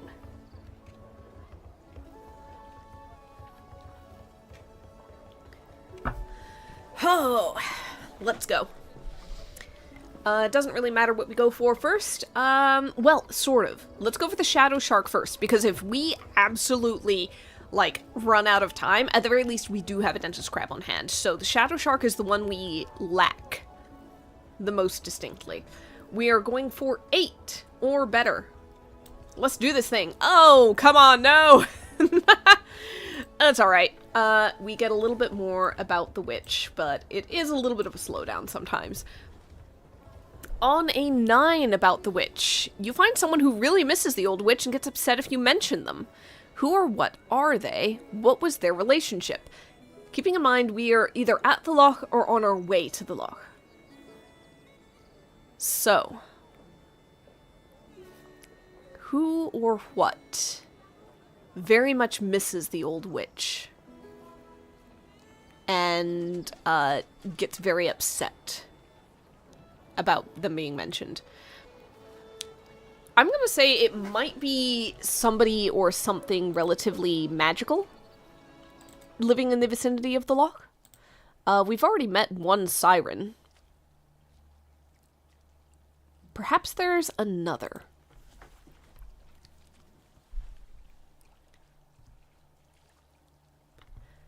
Let's say there's a marrow.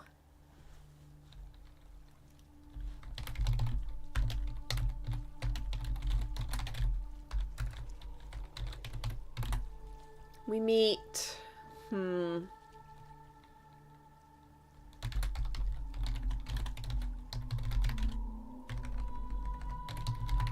Minnow the Marrow.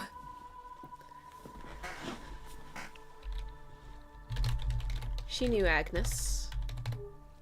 Probably Agnes helped her once. She might have had some ailment, and the old witch happened to be in the area. Noticed, found out, figured it out, fixed it up. Minnow got very attached. She might be a little on the younger side. Or at least she was at the time. Came to look up to Agnes as, not a full guardian figure, but you know, the sort of feeling you get sometimes when it's like, this is the cool adult, this is the, I wanna be them when I grow up, that sort of thing. I think that might have been the feeling of it.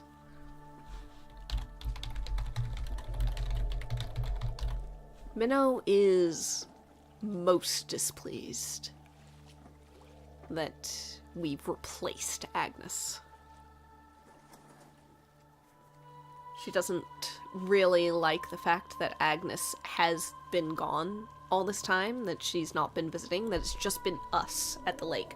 Every time somebody comes down to the loch and takes the old boat and starts to search for materials, and Minnow notices, she gets excited and then disappointed, realizing it's not Agnes again.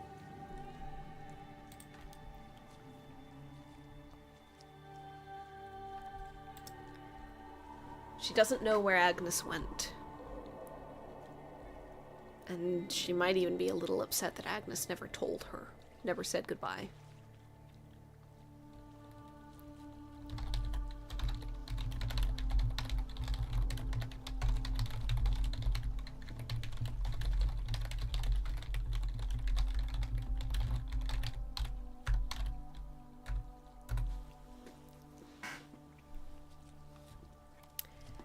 So, that is another little bit about Agnes's story.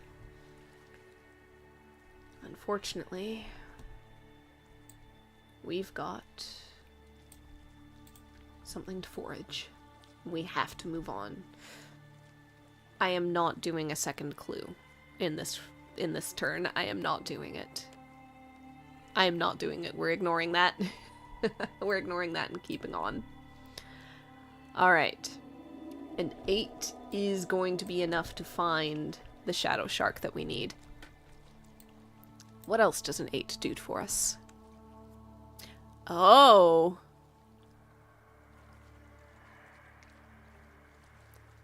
Okay. Basbata reaches the surface of the loch and lets out an earth-shaking roar, scaring all the animals into hiding. If you are looking for an animal reagent, lose 1 foraging point. Technically, we just succeeded, but we're about to look for another, so I'm going to say we don't get our first foraging point for that one. If you have... Okay, we have not done anything, so this is an alternative if we've done something. Basbata appears at the surface of the lake, this vast sea serpent of sorts. The water breaks around its head, and it roars, screaming into the air.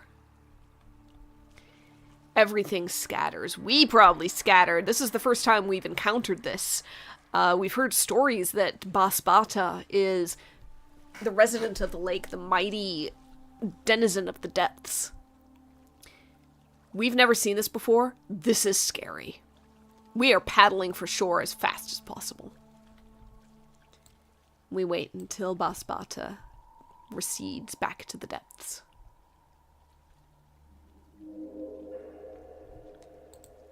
We give it a little bit of time, and then cautiously head out, searching for, let's say, a dentist crab. We do not get a foraging point for this first pull. It is a search of 8. Okay, 5. No foraging point, because Basbata has scattered everything. On a 5, however... Oh, we see our old friend in the fishing boat. Let's see, what was his name again? We have a dwarf. I believe it was a crag hook. Or something to that effect. Where did I write that? I think I put it somewhere weird. There it is, Rod-reel crag hook. Okay.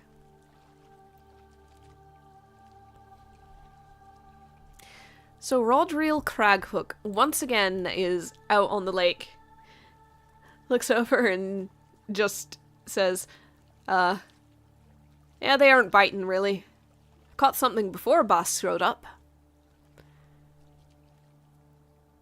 So we can draw a card and treat it as a locked reagent of the same value. We don't really have anything to trade. Okay, a 5. What is a loch reagent of 5? Golden scale, guppy, slime shell, deep reed, wigfish. No, wigfish is currently a 13, so no. Mermaid's gift. Honestly, a mermaid's gift isn't necessarily a bad thing to just have on hand, just in case. So, he's gonna tell us basically where to find a little bit of mermaid's gift. Just to keep it on hand.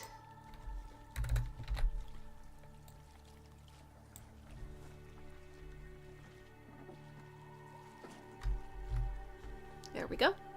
We save that. So it's not what we're looking for, but it's a little something. We wave rod to rod reel and paddle off in search of perhaps a patch where the fish might be coming back. Dentist crab. Okay, that is definitely going to get us a dentist crab. Ah, it's the bottle. A letter in a bottle comes back.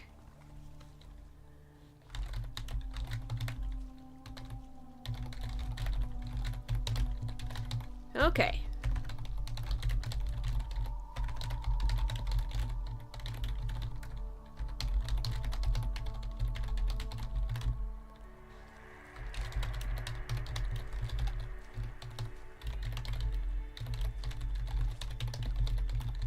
Okay.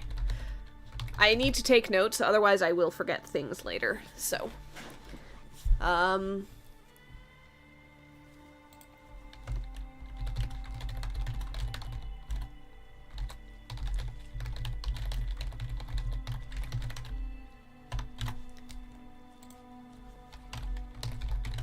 Okay, found dentist crab soon after, and found message in the bottle.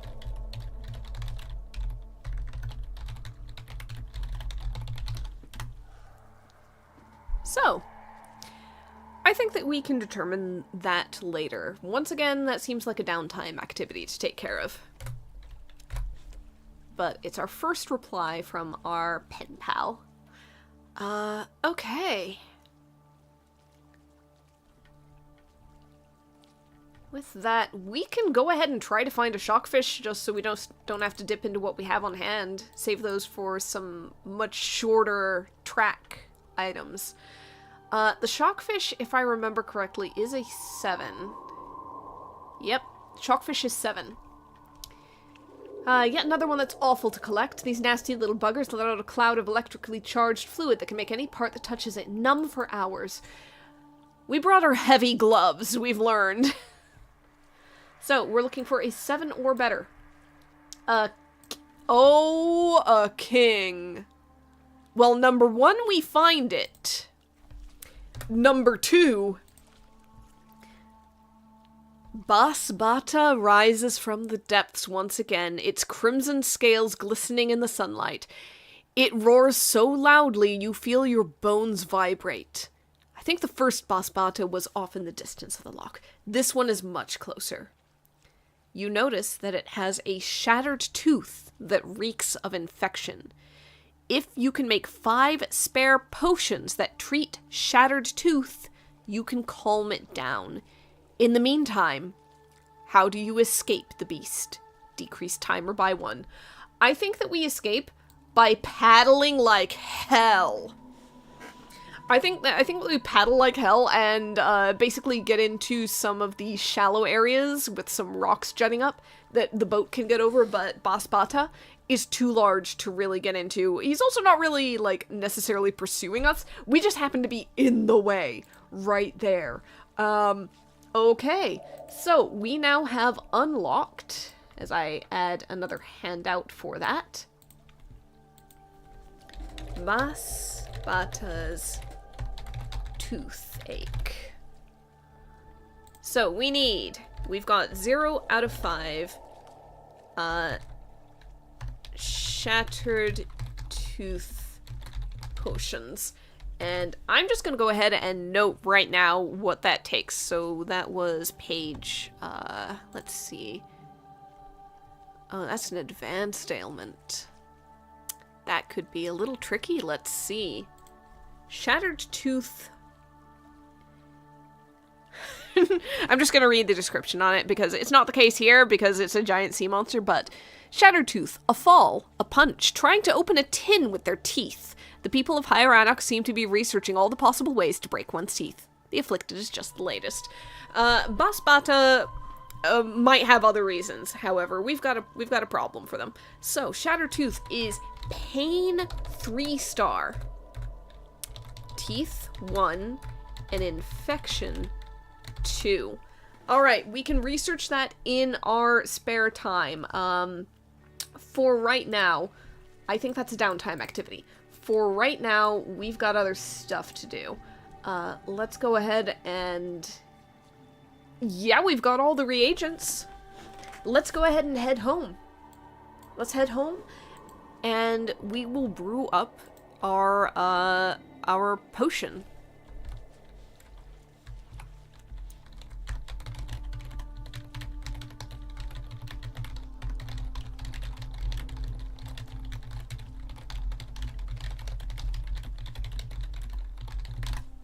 Okay, so, just a quick curiosity that I just had. Basbata's shattered tooth. It just says you make 5 spare potions that treat it, you can calm it down.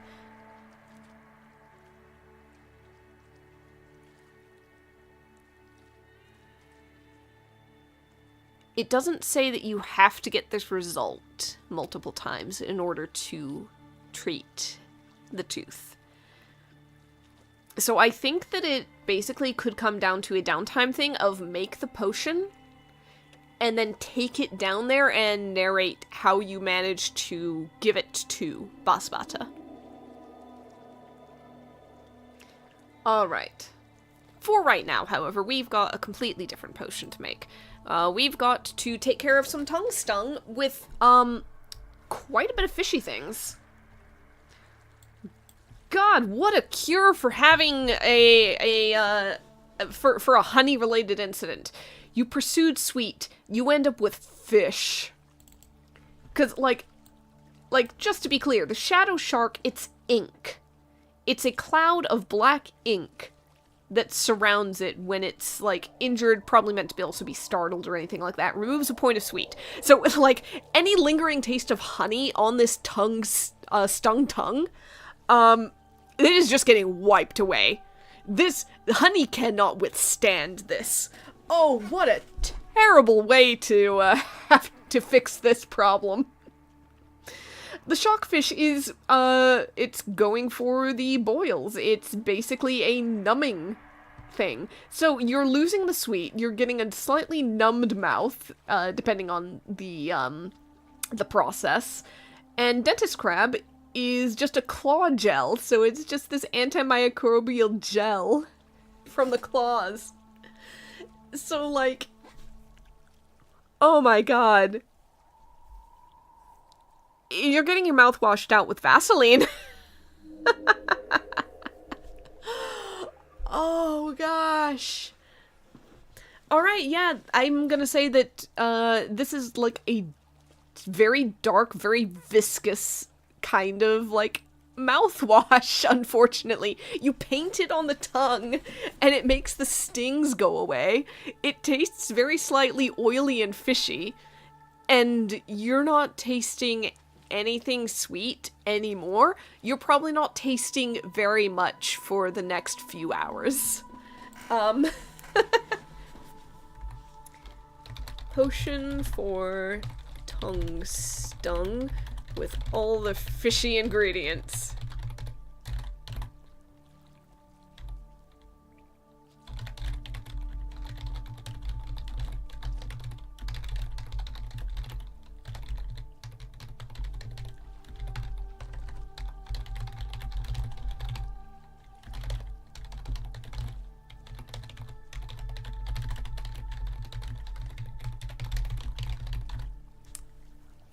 Let's see, what shall this be called? Tongue paste? Toothpaste, but worse. The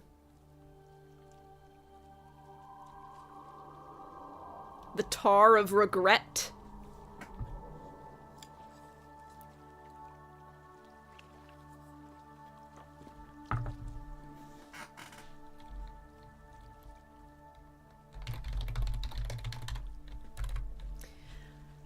Okay.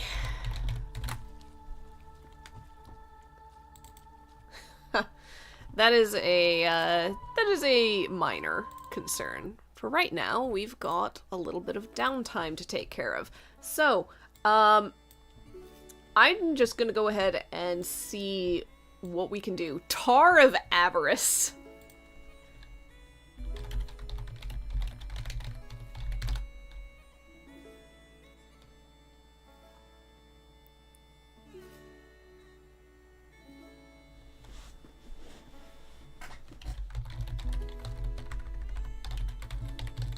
I think that when we're talking to patients, we call it tongue paste. We privately note it as tar of avarice or tar of regret. If we don't like the patient, maybe we call it tar of avarice. Okay. Okay. I need to find what sorts of reagents are going to fix this giant creature's toothache. I need to figure this out. We've got a 1-star teeth, 3-star pain, 2-star infection. There's a lot of things that could be. Okay. So first of all, shield cap is very easy for teeth. Hold on. That is the easiest thing I think could possibly be. Shield cap. Forest 2. It is 1-star. Add spores raw for teeth. And basically it's very straightforward, is just what it is. Oh! I once again got so excited doing this, I forgot to do that little bit of homework of sorts. Of, yes, we did indeed do a successful potion, we get paid for it, and also our reputation goes up. I swear I am going to just not get things because I forget about that part. Oh boy. Alright. Okay. So, we've definitely found our teeth item. Shield cap, it's only 2 in the forest. We can find so much of that. Let's see if there's anything else in the Glimmerwood Grove, or for that matter, the bog. Infection 2 and Pain 3, so we've got some limiters here. Infection 2, Pain 3. We might not find much more in this area, I'm afraid. Rat spit can also be boiled up for teeth for Forest 4 or Dungeon 2. I'm just gonna note that in case a dungeon thing is convenient.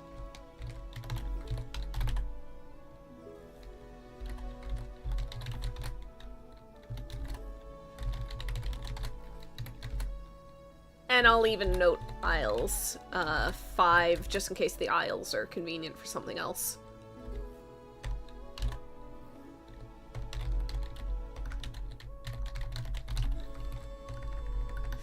Alright, there we go.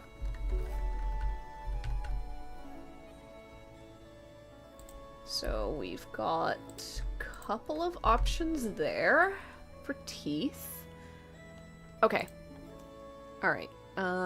Infection and pain. The Milkstone's only 2-star pain and requires a wand or friendly giant. In theory, we could get lucky, but that's not going to help us right now. It's not powerful enough. It's just not that strong. Innocent Suffering is also only 2-star. I need a 3-star for pain. Yeah. Skullcap is also pain, but it's only 1-star, so we are absolutely not winning.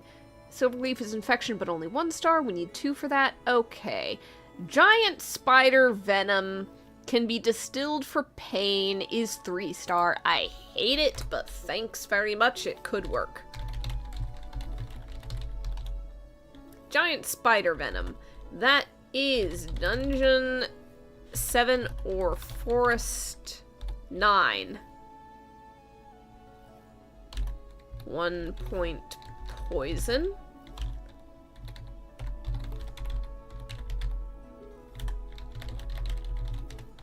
Distilled for pain and nerves. I hate it. I hate it. The notes are correct. A living nightmare to collect. Best method I've found is to make a fake deer, toss it into their lair, and let them bite it and wrap it up, then go steal it when they're asleep. I love the notes on some of the more difficult to find things, just being like, this is the worst, here's a way to trick a way through it. Like, the vampire venom is great. Okay, we're after infection, or maybe an alternative to pain 3. Shockfish is only pain 2. Alright, Shadow Shark is pain 2. I've got the feeling this is gonna be awful. Oh, Slime Shell is infection. Okay, and that's relatively easy. We might have a chance at that. Slime Shell is Loch 4. I'm just gonna put, depths we don't have yet. We have to fix Basbata's problem in order to get to the depths. And frankly, it's like -2 summer, +2 winter, and we're about to get into summer pretty soon, so that's good. You know, assuming we're still doing this then. So,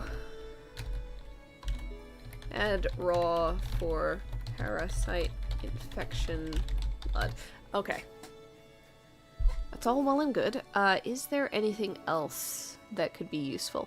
Claw gel is 2-star for infection, and is that alone? Okay, okay.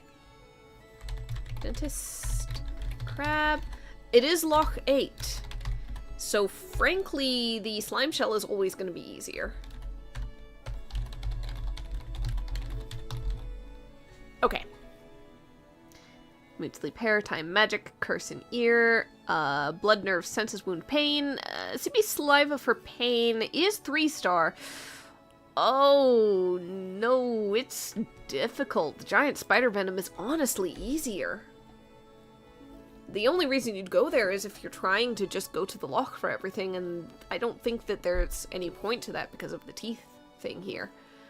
I'm just gonna skip that, unfortunately. The giant spider venom, it adds a point of poison. The CB saliva doesn't. But we're not getting paid for this, so it's fine. As long as we don't get 5 points of poison that makes it useless, it's fine. So I'm just gonna skip that.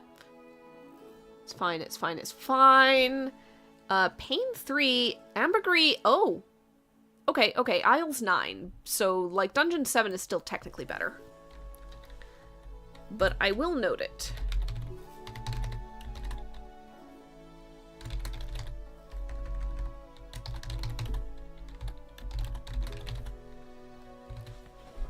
Okay. 3-star Pain. We've got a couple of options for pretty much everything, so I think I'm okay with that. I might check Hero's Hollow just in case there's something else, because I do kind of want to... Yeah.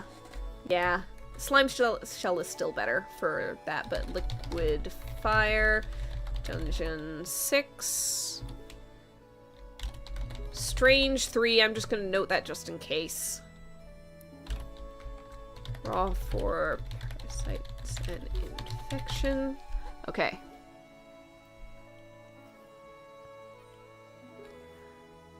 That might be about as good as it gets for that. Oh boy, guys, we've got a long-running quest here. I'm pretty sure it's gonna take a while just to gather the ingredients and everything like that, so this might be a lot of downtime.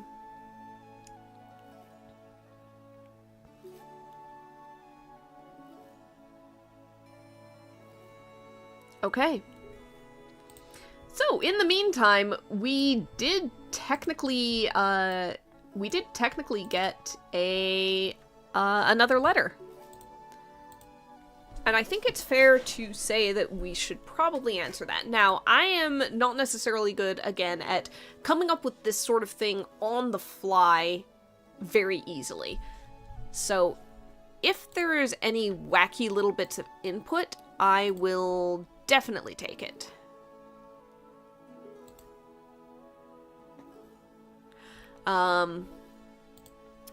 Because otherwise I'm just like, if you get a pen pal, what do you even write about? This to me hits a certain level of, like, reaching out to somebody in particular and starting a line of communication is so hard. It is so difficult. I am genuinely having trouble imagining, like, what do you even talk about? What do you bring up? Is it just, like, do you just, like, start with, like, yay, my name is Bobby, and I am 10 years old, and is that the thing? Do you just do the full introduction at the start? It would kind of get rid of the mystery that I think is supposed to be implied here, but yeah, whatever. It's, I guess, technically in my hands, our hands, for that.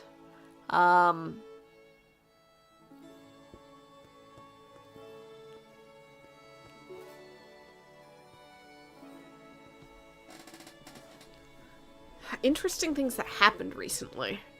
Okay. We got it from the lake. Now, this could mean that it's somebody who lives across the lake. It could mean that it's somebody who technically lives within the lake, within the depths, something like that, something magical. I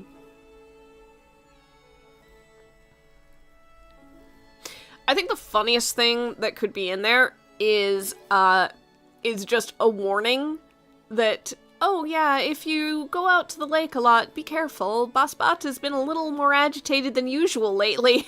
And then we just write back, no kidding! I know now. You get home from all of that entire misadventure, like, finish the potion, send Fayette on her way, sit down, relax, remember the bottle, take it out, pop it open, unroll. So, be careful, Basbat has been kind of, titchy. And you're just like, could have used the warning before going down there today.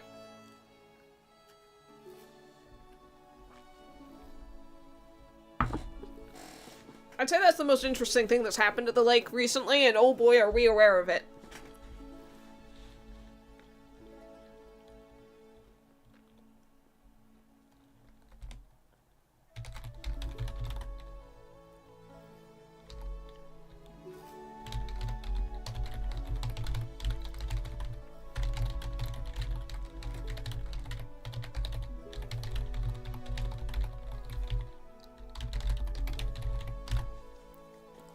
Huh. It's a little no kidding,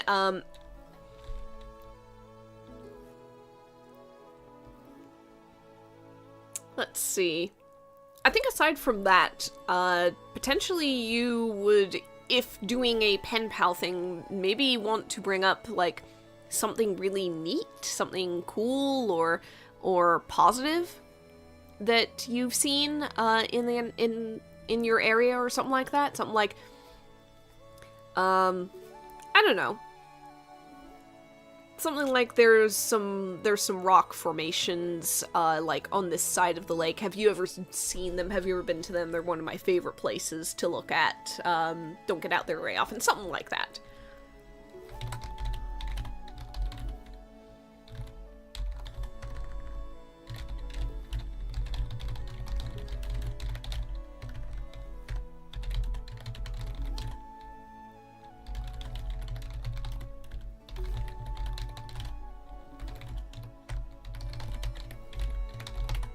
I think we write back about,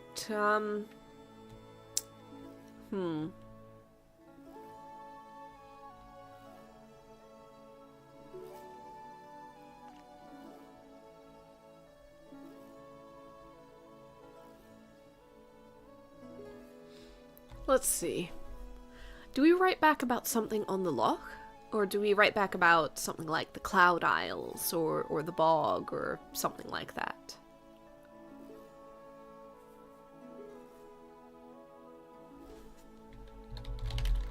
Definitely write back about seeing Basbata, so we are very aware. Oh yeah! And helping some adventurers in Heroes Hollow.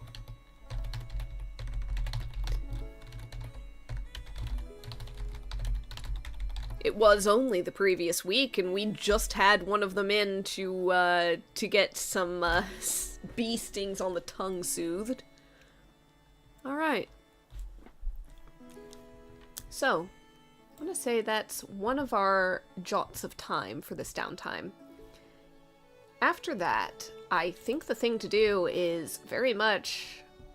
Let's see if we can start collecting some of these. And I am going to make a special little division down here. Actually, I'm just gonna note these things, and I will start to... I'll put little counters on them if we find them, just so we know we have them on hand. These are going to be separate from our on-hand stock.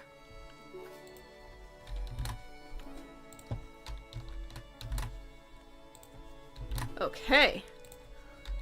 So what do we have in the area that's Isles? Ambergris is Isles. No, wait, Loch. Oh, I'm at the Loch right now. In theory. Slime Shell, easy to find. Dentist Crab, probably not too difficult. Yeah. Let's go ahead and see if we can start getting some materials for this. I want to go for, genuinely, I think the thing to do is to go for as much of a thing as possible. I think the other thing to do is go for the high number things when we don't have a timer working against us.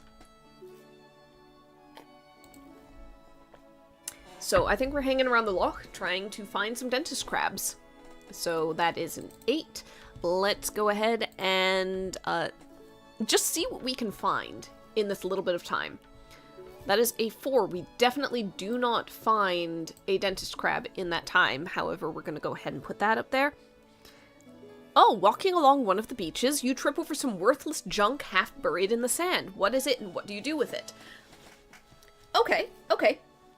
God, I think I remember reading about this one. I think it was the creator of this had, like, notes and stuff. And I want to say that they, or someone that they made it for, got this result and described basically finding a half-buried bicycle and taking it and spending downtime fixing it up, which is a fun example of what sorts of things you can technically do with this. It can be, like, it can be pure flavor. Just something that seems fun and interesting. So worthless junk half buried in the sand. However, it could become worth something, because we can do something with it. What shall we find half buried in the sand on the shore of the loch? I don't want to just steal the bicycle idea full tilt. It doesn't really fit my brain anyway. But I think there could be something interesting.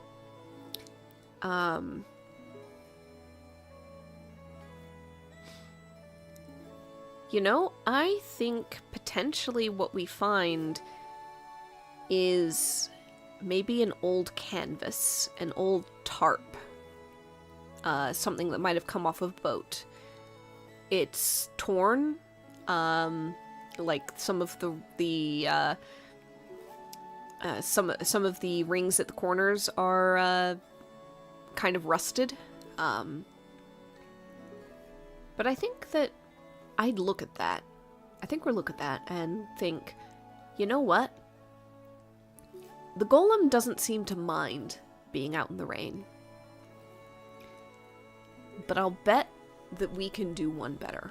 I bet that we could take this back, fix it up, and maybe make a little bit of a shelter. That's going to be some downtime to do, however. Right now, we've dragged it out of the sand, kind of laid it out, figured out the damage, folded it up, and stowed it somewhere so that we can just snag it on the way back home. Let's see. Oh, I meant to get that going. Always with the music. Alright. Maybe another time we'll pick up something that's a little bit more time or labor intensive, a little more interesting. For right now, that's what we found on that. There we go. We continue to search, hoping for a dentist crab. Oh, no luck. However, we found our old friend Rodriel. I do seem to get a lot of 5s while on the lake. So, Rodriel is going to tell us the best place to find a reagent. We draw a card, treat it as a reagent of the same value. A 7 isn't quite enough. Is there a loch of 7 or better that I can use, however? Not in this list, so unfortunately that might just go into our reagents on hand unless I grab slime shell for it. Which I could do, but I kind of want to see if there's something else that we can use in the future, because having stuff on hand is very nice for emergencies. Goldrake Guano. It is -2 in spring, so right now it's like a 5. But Hermit Snail isn't too bad. It's easier to find in the dungeon, by far.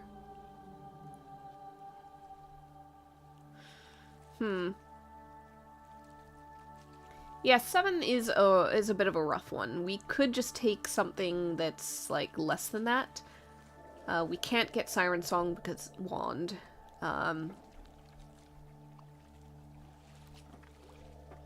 7 is real rough. Let's go ahead and grab a shockfish. Do we already have one? Yes. I am going to go ahead and edit it, and I'm going to put 2 in front of this. There we go. Okay. So at the very least, we got a little bit of something. However, it's not quite what we're looking for. With that, time is beginning to tick down. Oh, we got it! Okay, perfect. So, let's go ahead and note that we've got, For these, I'm keeping track of what I need. I am going to say 1 on this side. So we got 1 dentist crab. 1 bit of gel from the claws. In addition, on a 9 in luck. Oh, it's our friend! You hear the most beautiful singing coming from one of the islands. Every time you get this result, write about your time with the melodic nuisance. So, they are going to apologize for luring over the practicing and offer to catch a fish of your choice to make amends. Honestly, I kind of want you to get another dentist crab for me. Let's go ahead and pop that up to 2. Just because that is going to be a goal. We need like 5 of the little things, or 5 of something at the very least, in that category. So yeah, we have come across our siren again.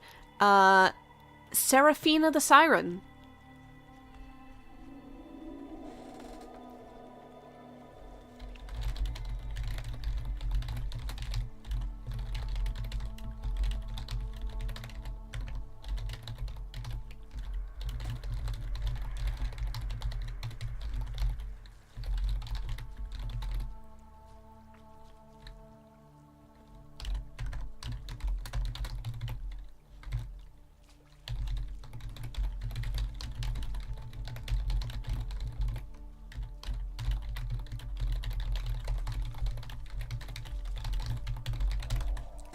Okay.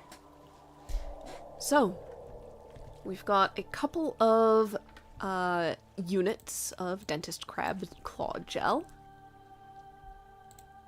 We've ran into Seraphina again. She's already quite good. She might be getting better. Hard to tell. There's something magical about a siren's song that just kind of surpasses every single criticism your brain could possibly level at it. The fact she's still practicing kind of implies that for her taste, she's not good enough yet. However, she is very kind and got us a little something for the trouble. Alright. So, to that... I think that the next thing to do is basically go home and spend some time then fixing up that tarp.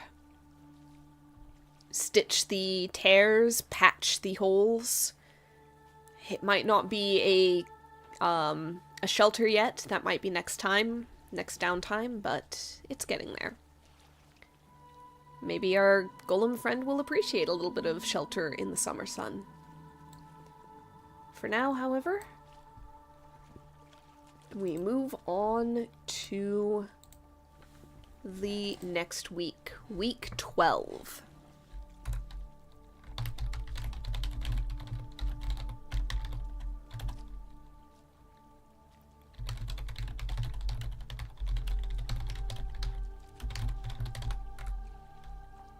Okay.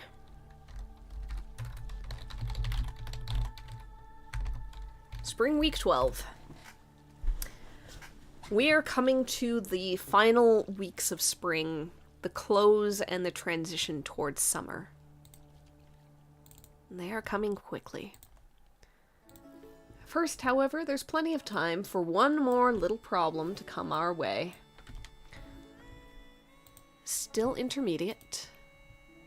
And, let's see, what is an 8 on those ailments? Oh, hover hives again. Okay. So technically, we should not have done hover hives when we did it last time. That should have been drunk from the novice ailments. So, I am going to go ahead and give us a novice ailment. We are not going to gain reputation for it. Fair's fair, I guess. But we can get some coin and basically go through it. And it shouldn't be too hard because it's back 1. Now, it has a timer of 8, but Scout gives us a 10 from our little familiar called Virgil. That's good. Alright. What do we need to deal with drunk? And I will read the description of what drunk is first. So, drunk. Struck by a vampire, the afflicted has been drunk down to quite dangerous levels. On top of that, they keep leaving their window open at night now and have caught a cold. Did you think drunk was something else by any chance?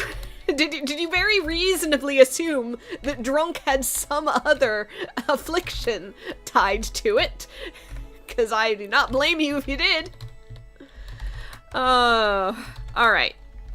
So, we have a blood 1 star, a cold 1 star, and a senses 2 stars.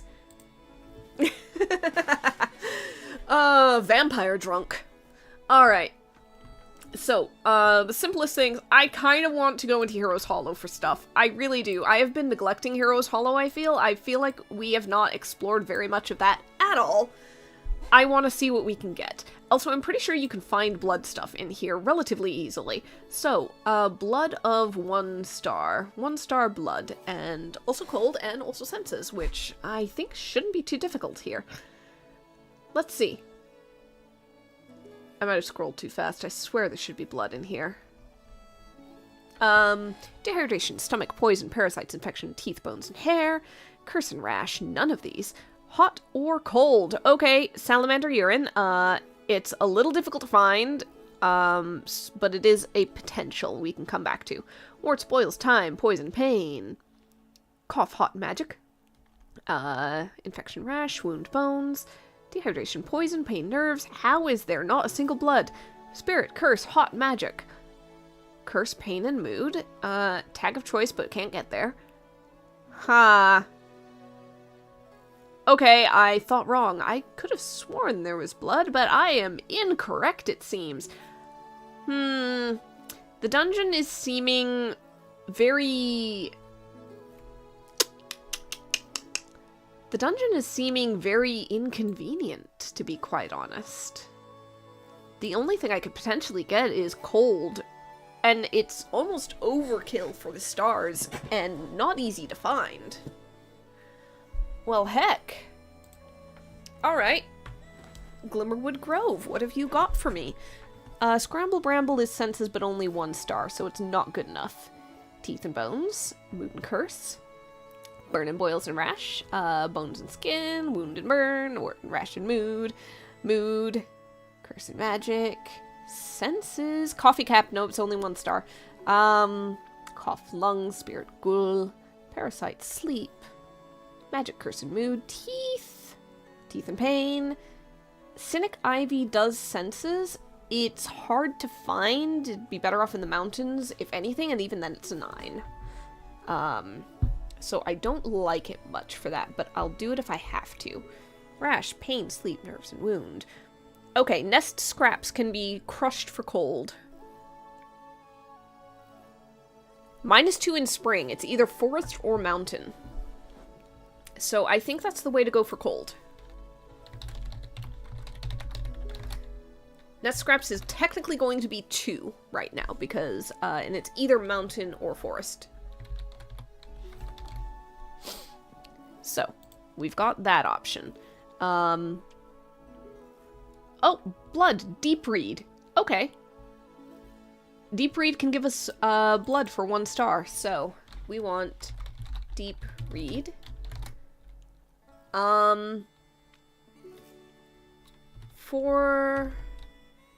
It's a 4 at the lock. And that's our best bet, unless we go for 6 bog.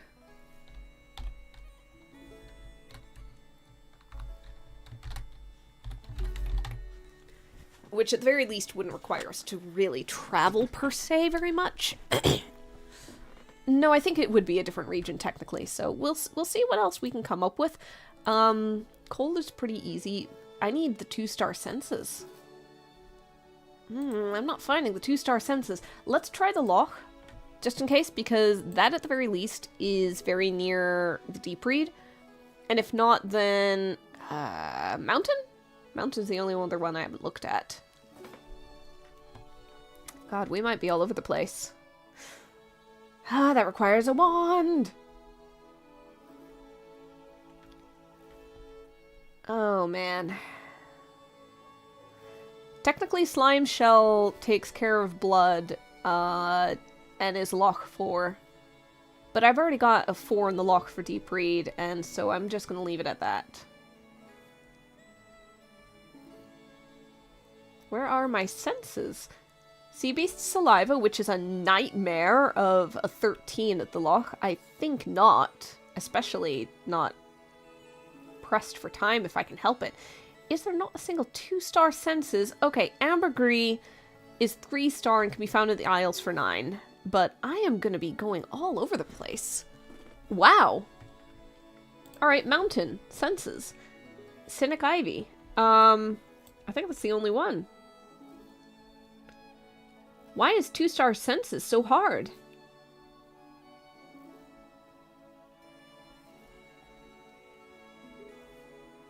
Really?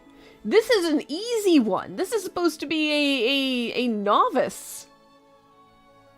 This is a novice thing. Why is it 2-star senses is difficult as it turns out?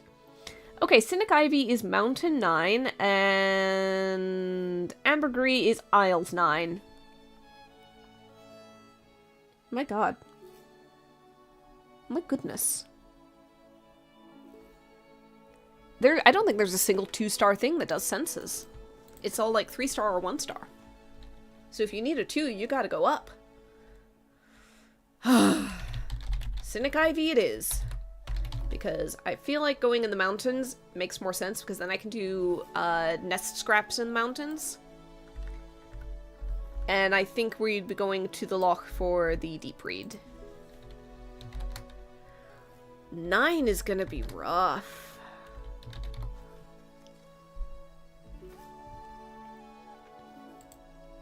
Oh, 9 is gonna be real rough. Okay. Real quick, do we have anything on hand that can help? We have Slime Shell that we could just use for the blood. We have a Cynic Ivy! Okay. Okay. I am perfectly happy to just use that if we can't find it. Like, I'm willing to give it a shot, but I'm perfectly happy to just use it. Alright, okay. Okay. So, I think that the way to go is head to the loch first and get the Deep Read, then go up for the nest scraps, and if I feel like we have time to risk it, we could try to go for the Cynic Ivy. However, if we can't find it in a certain amount of time, we're gonna have to call it off and just use what we have in our storage. Because it's good to have on hand, and it's first cases like these. So, okay. Okay. Our very first stop is back to the Meltwater Loch again. We always seem to come back here. Alright. Doesn't take anything to travel there. We just begin at this point. Let's see. A 9 is definitely more than enough. We certainly have found our Deep Read at this point, and we've come across Seraphina the Siren once again. Thank goodness her detours do not cost us any particular amounts of time. Oh, you know what? I didn't determine who is suffering from this. Who got drunk? Who got vampire drunk? Okay, hold on. It could be somebody we've met before. It could be someone new. I think that it could be someone new. So, we need to come up with a character who got drunk by a vampire.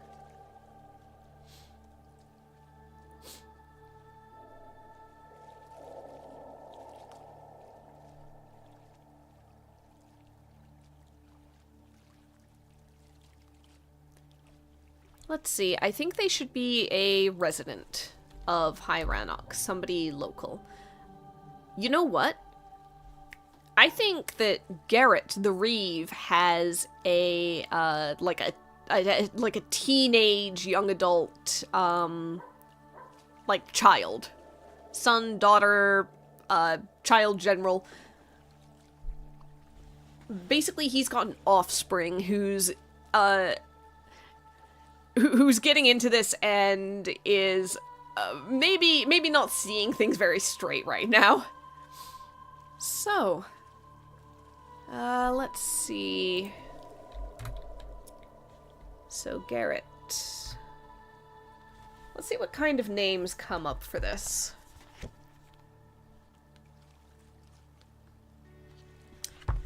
Gonna do my little roll and look at my lists and see what fits the best.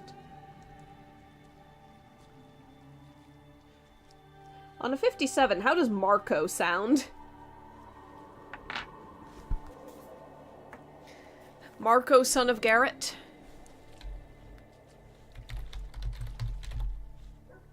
Alright, Marco.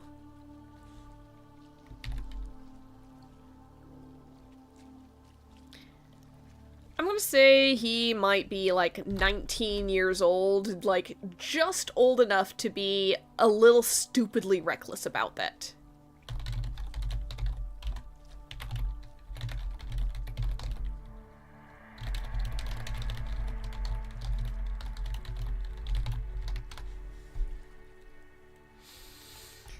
Okay. Okay. So I think for this, they didn't come to us. Garrett basically sent a message going, hey, come up here and help with this. Come in here and look at this. Marco is not necessarily interested in having any help. He doesn't think that he needs help. This isn't a help sort of situation. He's fine. Just got a little bit of a sniffle, so okay, maybe a little help with the sniffle. But the whole rest of it, it's fine. Dad just doesn't understand. So,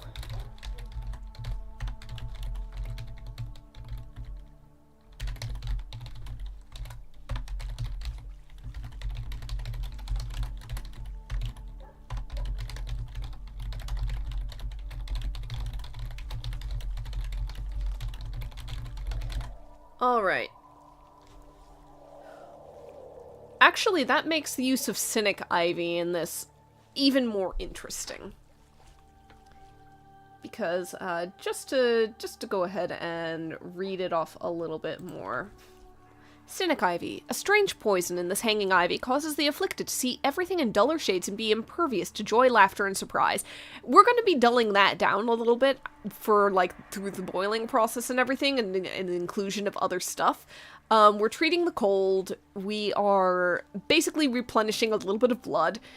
We're also basically going to break a little bit of that, of those rose-colored glasses that this kid is seeing through, and just be like, alright, you're gonna think about this clearly, okay? You're gonna think about this clearly. And if anything, if you continue from there, at least you'll have thought about it. But we're gonna break past the utter romance of it all that you are just clearly caught in, and, you're gonna have some thoughts. Okay. Okay. So, the deep read was, running into Seraphina. Again.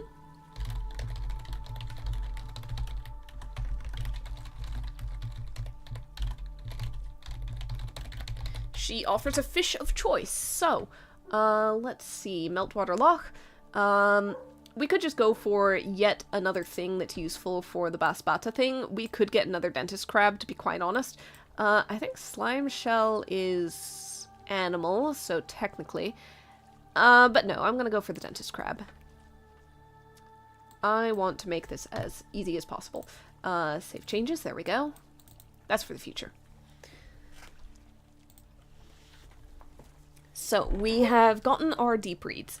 Now we need to, that downs that by 1. Now we have to take the time to head up to the Moonbreaker Mountain. So, reagents on hand. Oh, you know what we can do? Hold on. What we can do is we can actually use the village facilities once again, because I keep forgetting about them. So, the village. We can go to the Copperpox Tavern and hire an adventurer to accompany us. They cost 10 silver, but can be used to negate one event of your choosing. So potentially, if there's an event that, like, takes time away, we can negate it. Alternatively, we can go to the Lunar Tower and attune equipment to have better luck at finding the reagents you seek. Draw a card and gain foraging points equal to half its value. So that's one thing we could do, potentially, if we want to rely on the foraging points. Cynic Ivy at a 9 is going to be a little bit difficult to pull, because I've already pulled one of the 4 9s that are in here, which does diminish our chances just a little bit. We still have, like, 10s on upwards, but still. So that could be a little bit iffy. Alternatively, we could go to Bits and Bobs, decrease timer by 1, check reagent collection, draw 3 cards for current stock, choose 3 reagents equal to their value. If you want any, pay 2 silver times their highest forage value, which could get pricey, to be quite honest. I think I don't want to do that because Cynic Ivy's highest forage value is 13, and that would be 26 silver. So I think our best bet would probably be the Lunar Tower. So I think we're going to take this little bit of time. It doesn't say to decrease a timer, but moving to an area decreases the timer. Yeah, decrease the timer by 1 to go to the village. Okay. I'm going to attune equipment and draw a card and gain foraging points equal to half its value. And then we're just going to go straight for...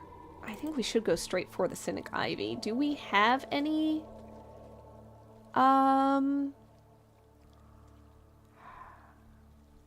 Oh, we don't have any nest scraps. This is potentially a gamble. The nest scraps are easy, but I'd lose a lot of time going to the mountain for the scraps, and then back to the village, and then back to the mountain.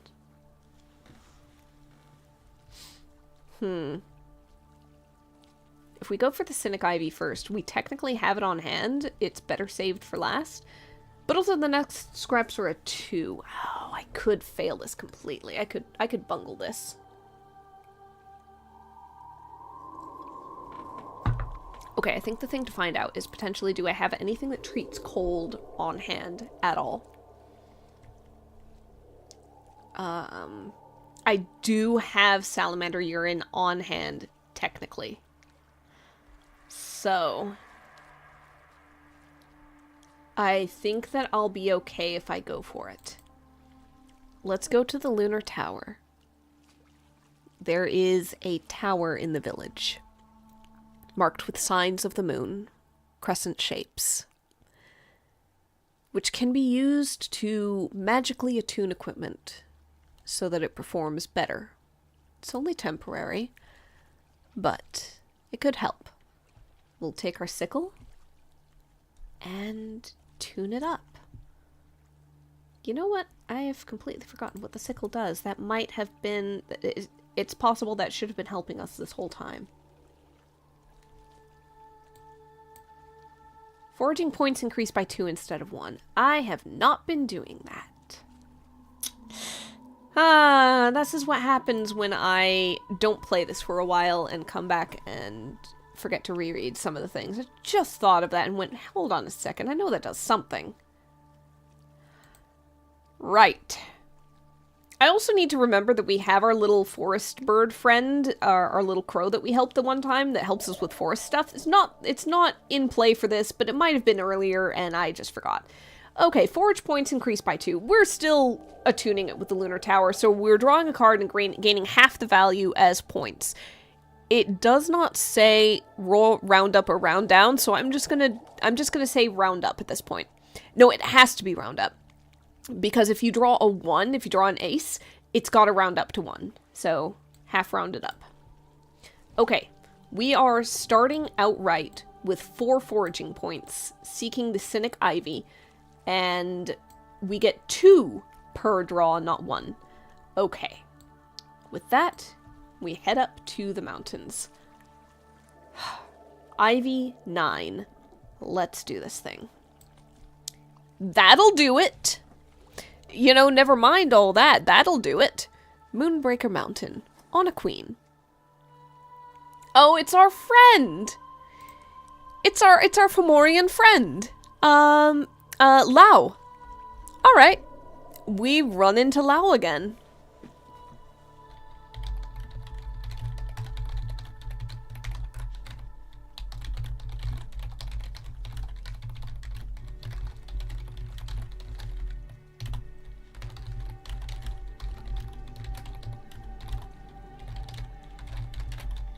So, Cynic Ivy is definitely found.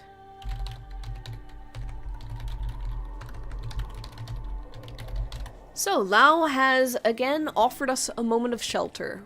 Rain started to drizzle down as we went up there. So, let's see. We will sit with Lao and have a nice little chat. Probably about, probably just about some recent stuff. Maybe we tell Lao about having a pen pal down at the loch. Lao is interested in the concept. Asks how it's done. As far as we know, it's just a message in a bottle that washes up on the shore and we find it and then we send one back. I want to say we put an idea in Lao's head. It is entirely possible that Lao is going to be trying to figure out how to affix a message to something that floats to send it among the isles.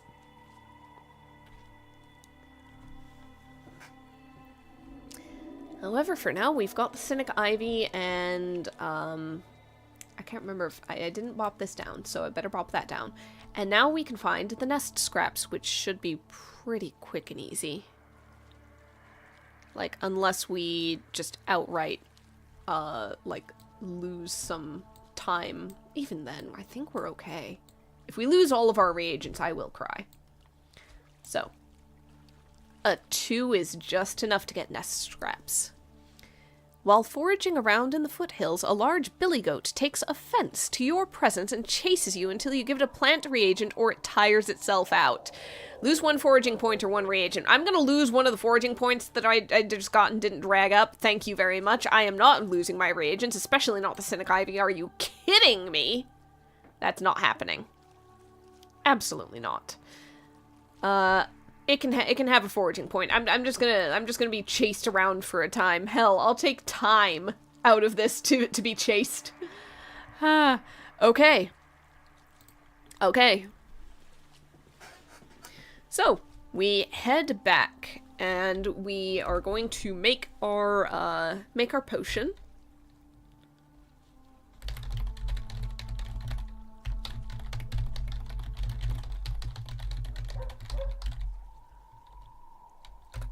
So, potion is going to be Deep Reed to replenish blood, Nest Scraps to fix the cold, and Cynic Ivy to maybe create a dose of reality. In fact, I'm going to call the potion Dose of Reality. I have had the music on lock this entire time. I've forgotten. Again, back to the standard village. Gosh, I'm great at remembering everything. Alright, so we have tended Marco with a hefty dose of reality. And given that the consequences are literally just, they run off with the vampire lover, and that is not happening here. Obviously the opposite happens this time.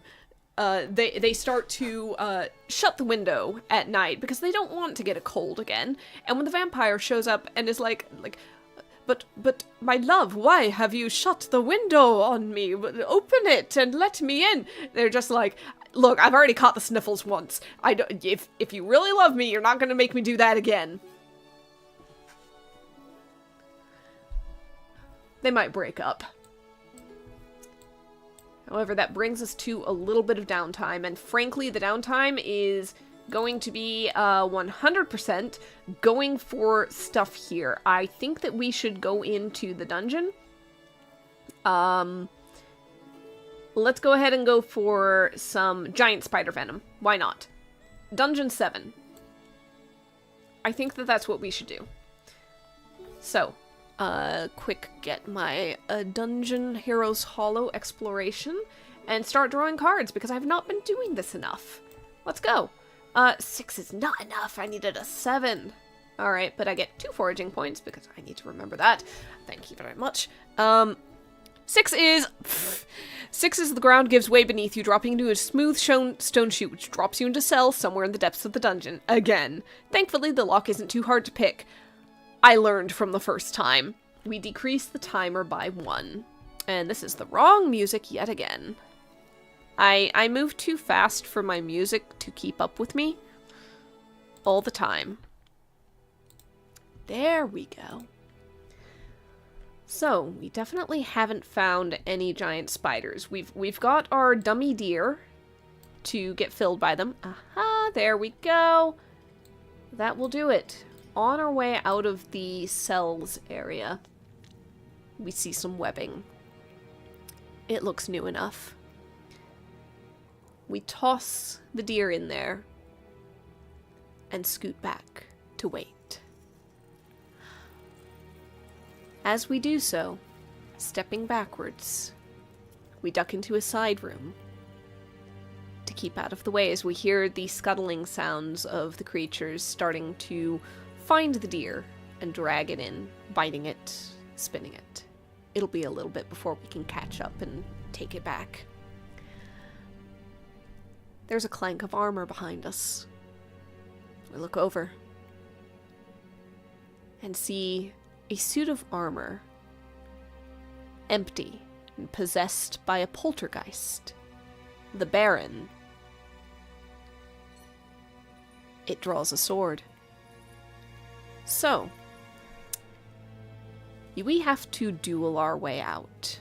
The consequence for losing is losing 2 foraging points, which would basically put us at 0 from the 2 I would put up here, but I haven't. So that's fine, but if we win, we get a reagent. We draw 3 cards for us, and then 4 for the Baron. If the Baron's total is higher, and that is not a good start, let me tell you what, they win, okay? I have the vaguest chance. That's a 13, 17, 19. They get 4 cards, though. A Joker, I think, is nothing, so I'm just going to cover that. Oh no. 13. And they've already won. There is no way. Yep, they've met us. Basically, if the Joker counts as 0, which I am saying it doesn't, it's basically just a redraw, then we'd be a draw. But they are absolutely going to beat us no matter what. Yep. In the duel, they score a wound. We lose 2 foraging points and escape.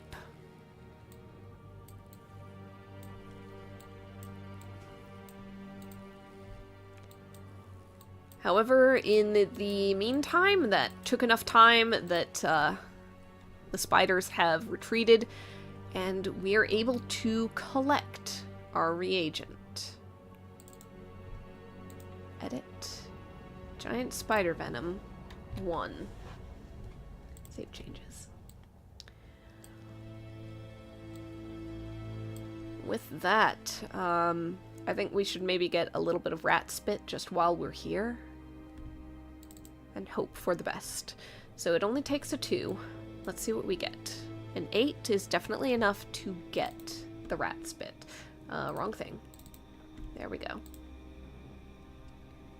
So we'll get one of those. Technically, we've got enough to make a single potion so far. So, on an 8, someone has changed the puzzle room again. Write down whatever convoluted form the puzzle takes and write the solution used to get past. Well, we basically are not doing that sort of format. However, what kind of puzzle is it? Is it one of those giant life-size, like, sliding puzzles? Push the crates or the statues or whatever along these tracks until you get them to the right places? Is it a mirror reflection puzzle where you have to guide the beam of light into a particular place to unlock the door? Is there some other form that you can think of? Think video game. Think RPGs.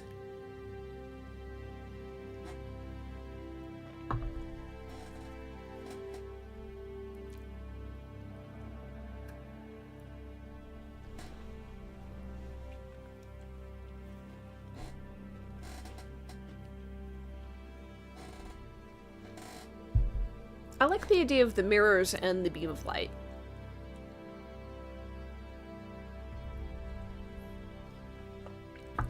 That definitely takes a little while. I need to move that down anyway. So, we managed to wring some spit out of a rat and get on out of there. With that, we've got enough time to get home, to brew up a potion,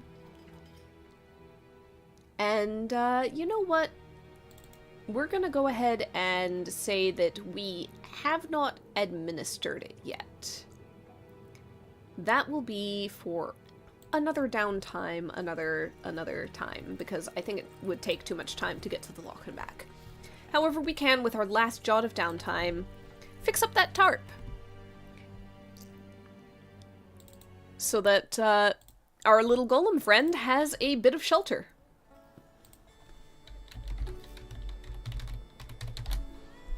So I'm just going to put a note of 1 brood, not yet administered, basically, and I'm just going to shift that to a 2. Okay. We will make progress on that another time. For right now, it is time for our first flower festival.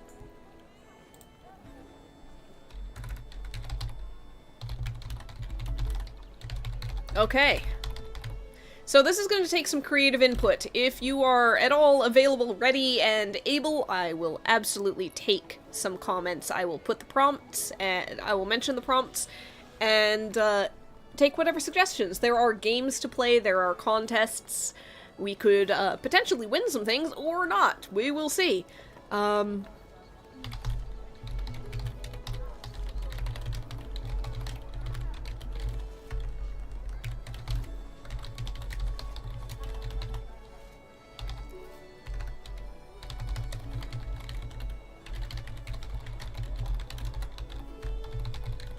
There we go, I'm just finishing my notes here for that downtime.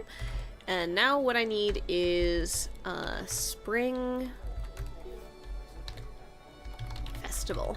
Flower Festival. Okay.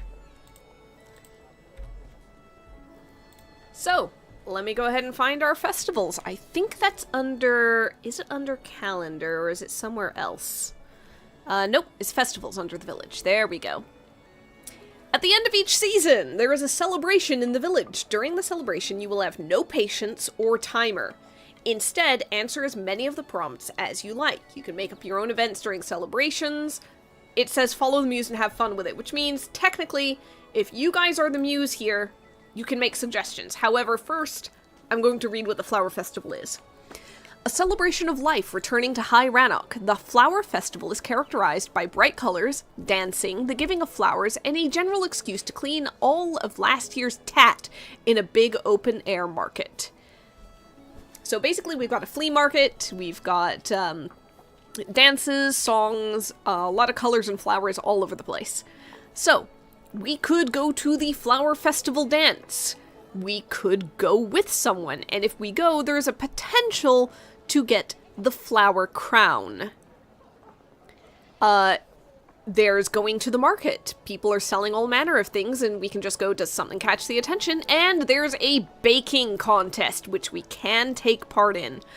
I think that we can absolutely take part in the baking contest, because it's simply drawing cards and seeing how we do against some competitors.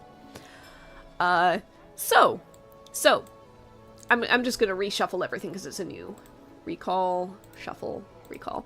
If I get a joker for anything, I'm just gonna ignore it. It has no bearing on any of this. So first thing, baking contest. What do we bake? What sort of thing are we presenting at the baking contest? Let's see.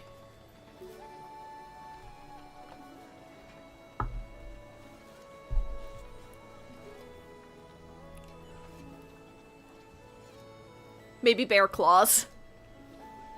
Bear claws, if you don't know, is a kind of pastry, technically, but it's got a funny name, so why not?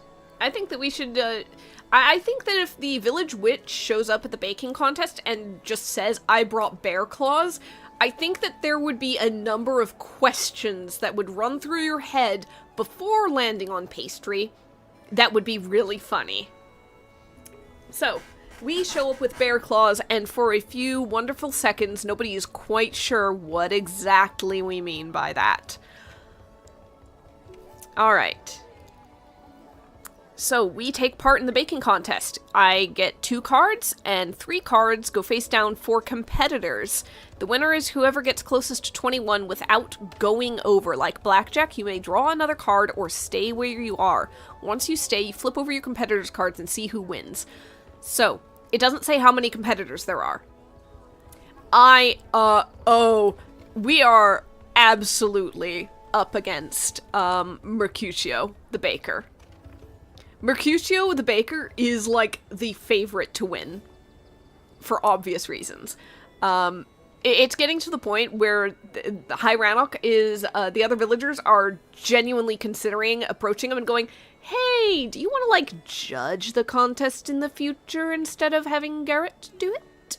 But this is, he's still in it for now.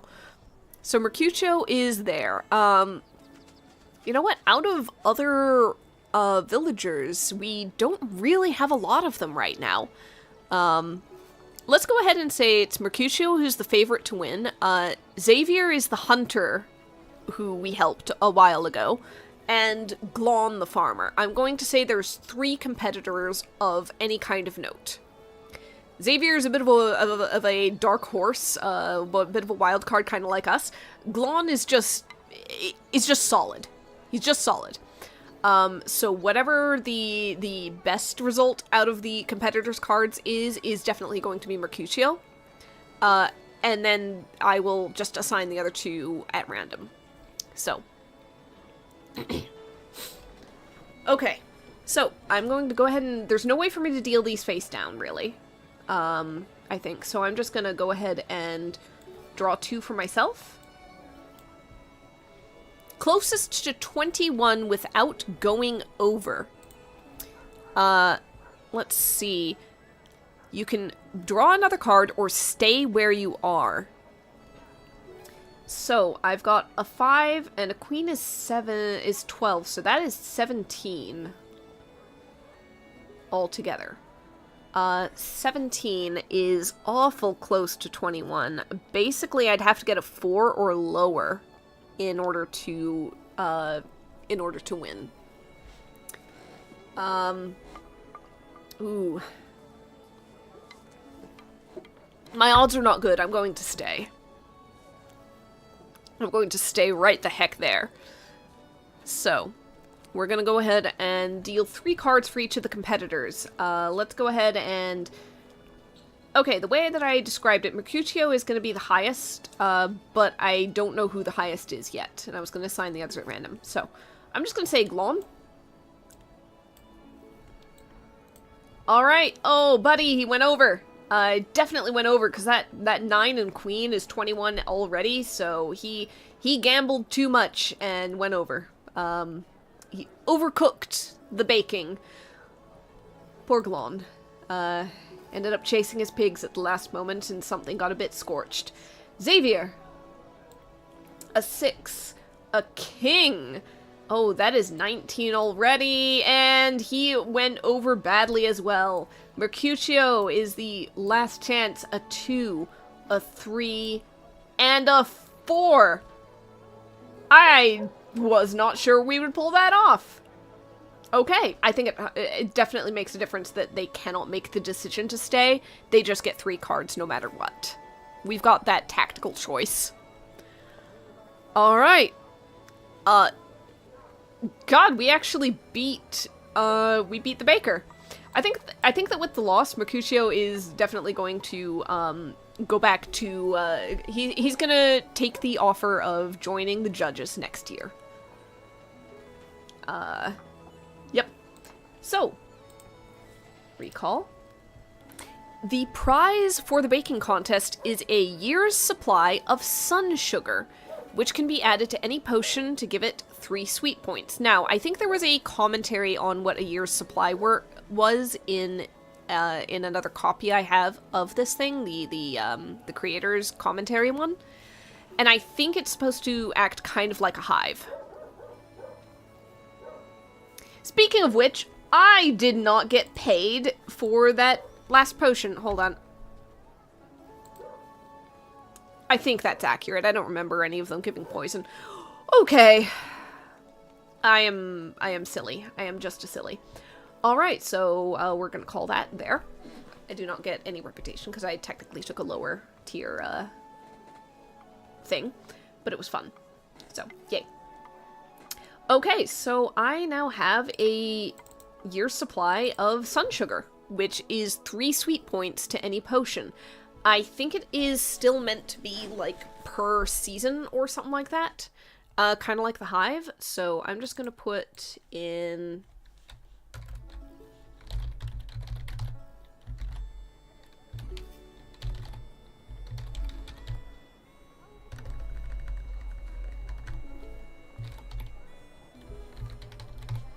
sun sugar, 3 points sweet, and we've basically got 1 year of it, so it is gonna run out. However, we've got that now. Alright. So, I think that we do not go to the Flower Festival dance. We don't really know anybody well enough to go with them, and that's just because I do not play these things for a social experience, to say the least. At this point, it's a matter of, people are selling all manner of things at the market. Does anything catch your attention? Pure flavor and fun. So, we've recently managed to get more stuff. Oh, okay. Alright, somebody's doing a shell game. 3 cups, 1 ball classic. Wager 10 silver, and if you draw a diamond, you win 30. Do I get a single draw? I'm gonna say the odds are not great. I've got a 1 in 4 chance.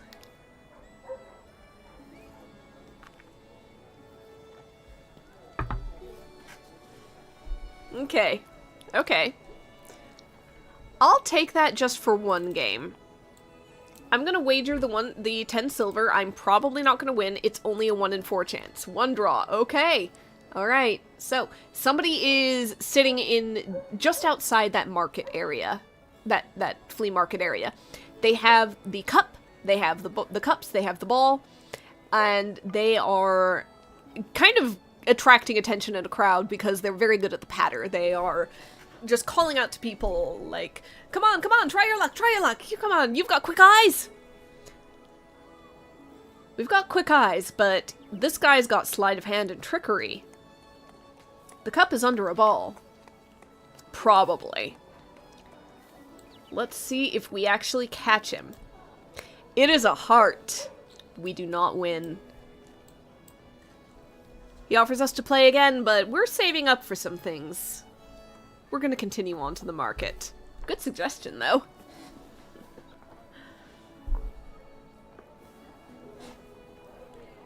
Alright. In the market area. Technically, we could go ahead and see if we can get an upgrade or a tool or something.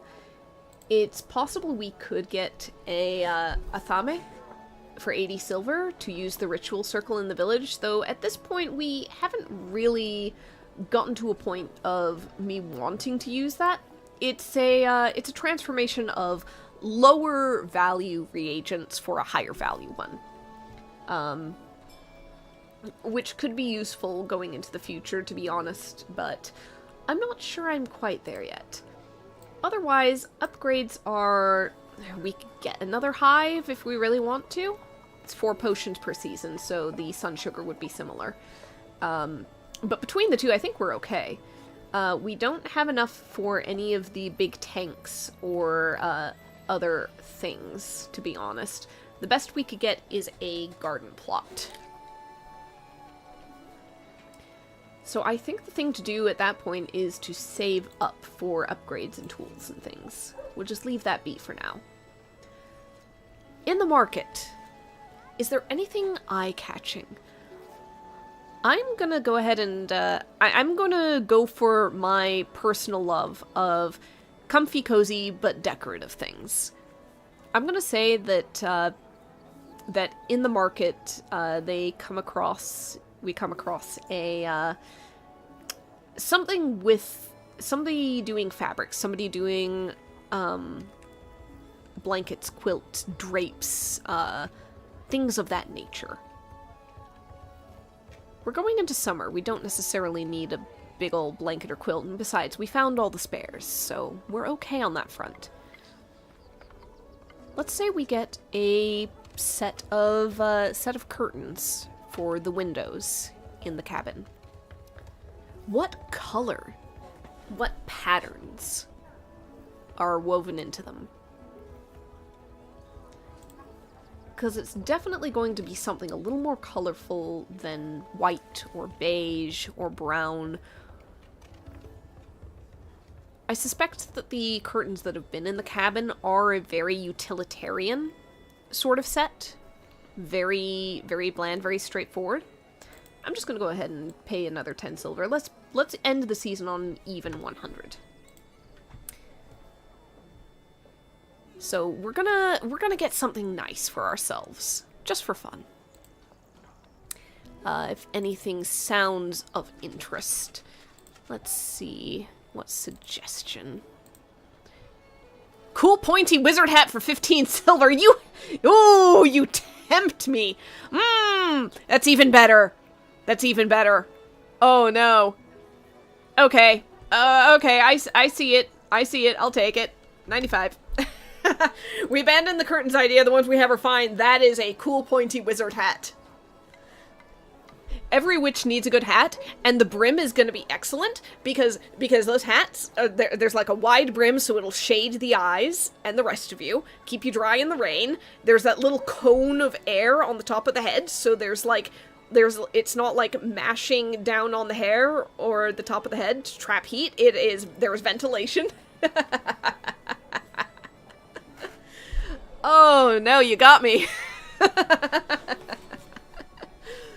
Oh, you absolutely got me. Alright. We now proudly own a new wizard hat. A new witch hat. Just for us. Just because.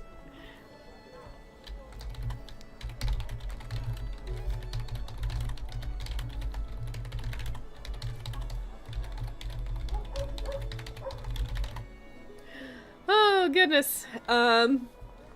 Tuesday and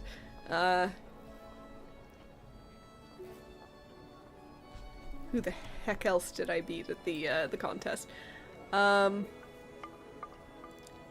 on. Right.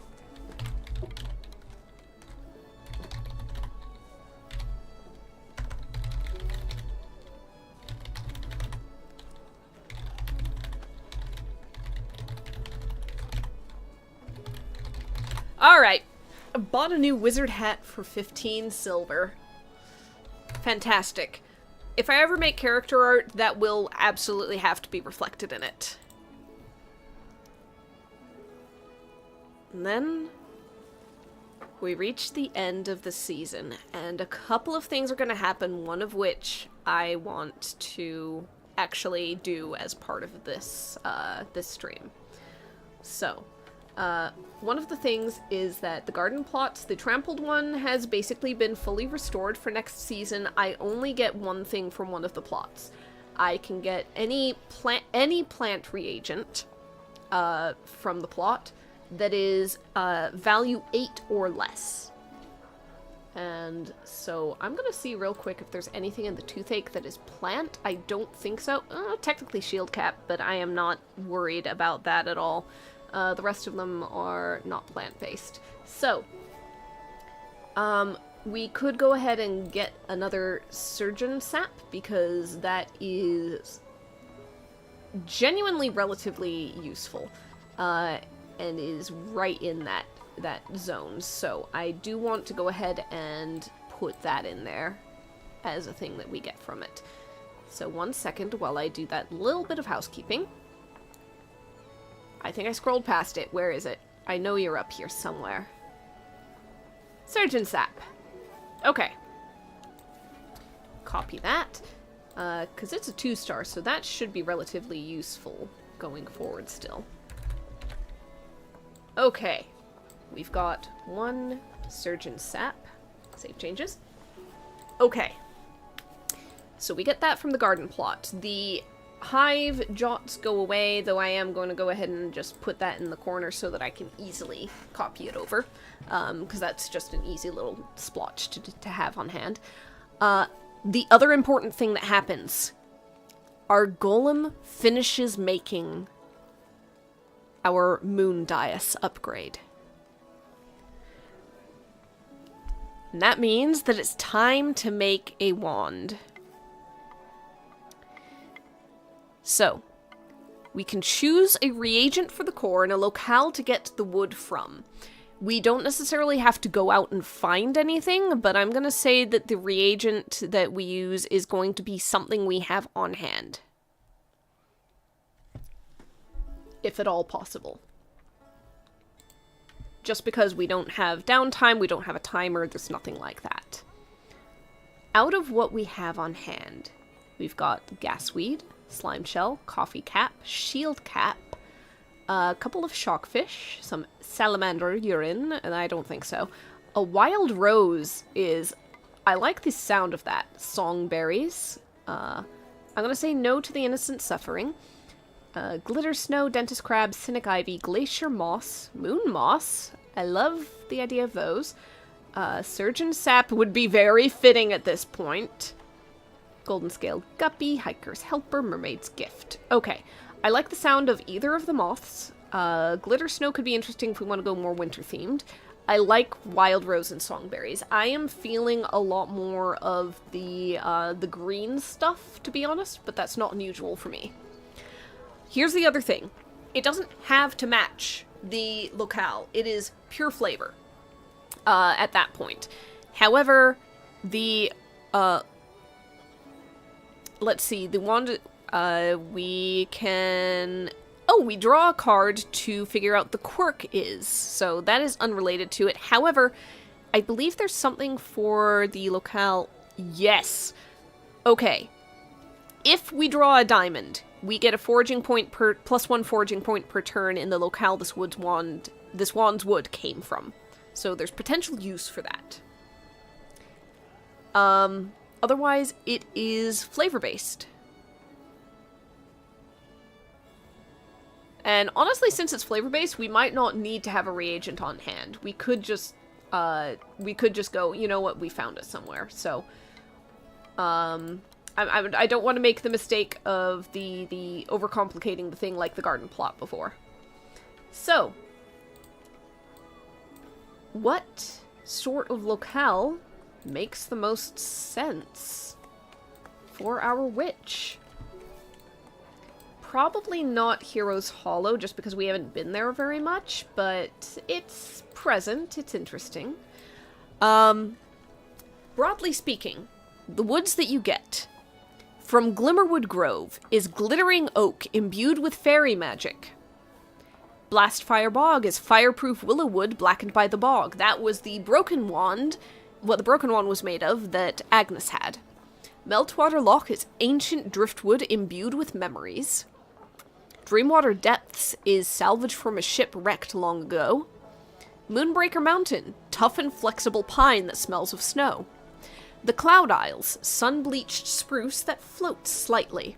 Hero's Hollow is mahogany from a device left to rot, and the Strange is living wood that reacts to your touch. We have not gotten to the strange or the depths yet. Those both rely on you doing certain events. The loch, we are on track. We basically need to cure the toothache. The strange is, we need to spend more time in Heroes Hollow, to be quite honest.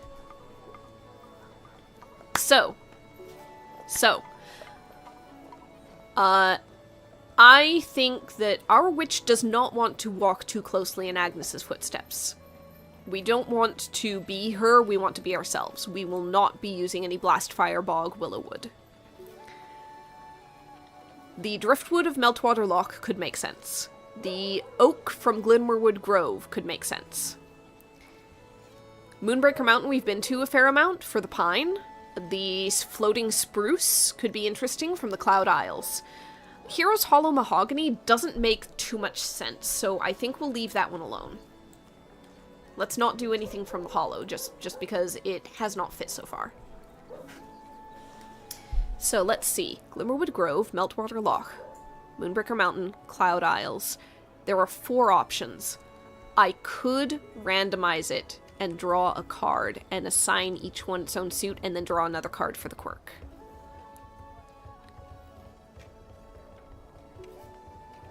And then we can decide on the reagent at the core based on just the general vibes that we get from those things. So if that sounds good, I will go ahead and do that. So let's see.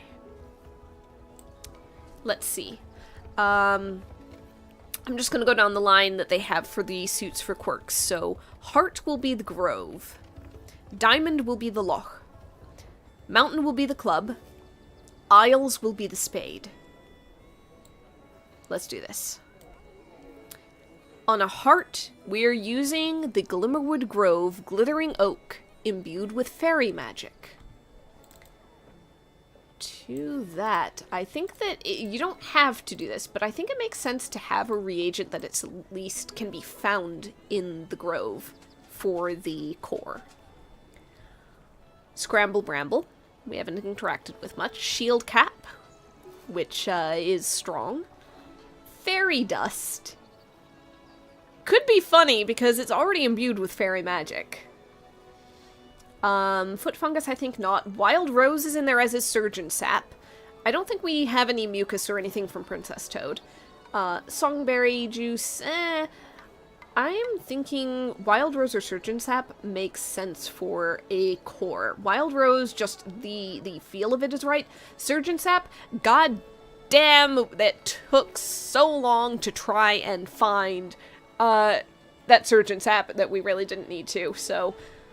You know what? In honor of the very first session's screw-ups of, I need to find a Surgeon Sap, I need to find and plant a Nurse Willow, and it got trampled, and I need to find another one, and another one. In honor of that, I'm going to put Surgeon Sap as the core of the Glittering Fairy Oak Wand. Now, this thing gets a quirk, which is also based on a suit. Let's go. Heart.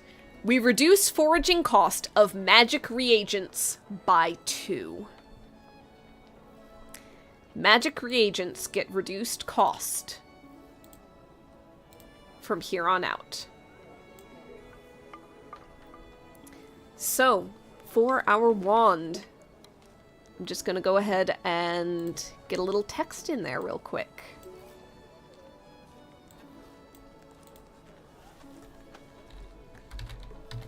Wand. Glittering Oak. Surgeon Sap Core.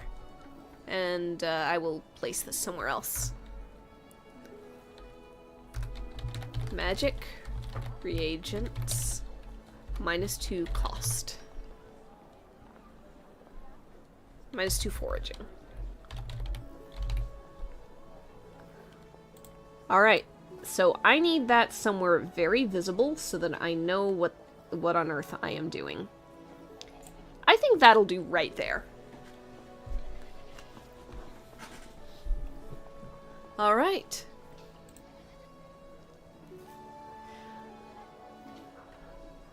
Okay. Golem is done making. So, for the Moon Dais, we can spend time in the future to make wands that can be sold for 50 silver. I'm gonna say if I do that, then I will go ahead and require myself to, at the very least, get the reagent as the core, just because I'd be profiting from it. So, it makes sense to me, at the very least. It's me overcomplicating things again, but it makes sense to me. Especially because we technically did not pay for this, we just had the golem spend an entire season doing it. So, I think that is it. Guys, we've got a wand. We have a broom. And we have a hat. And next time, we will move into summer. As the seasons change. And we set out to, get so much magic done. Alright, that's it for now. Thank you very much for hanging out and for giving suggestions, just along the way. I think that's enough for now. Alright. Till next time. Bye.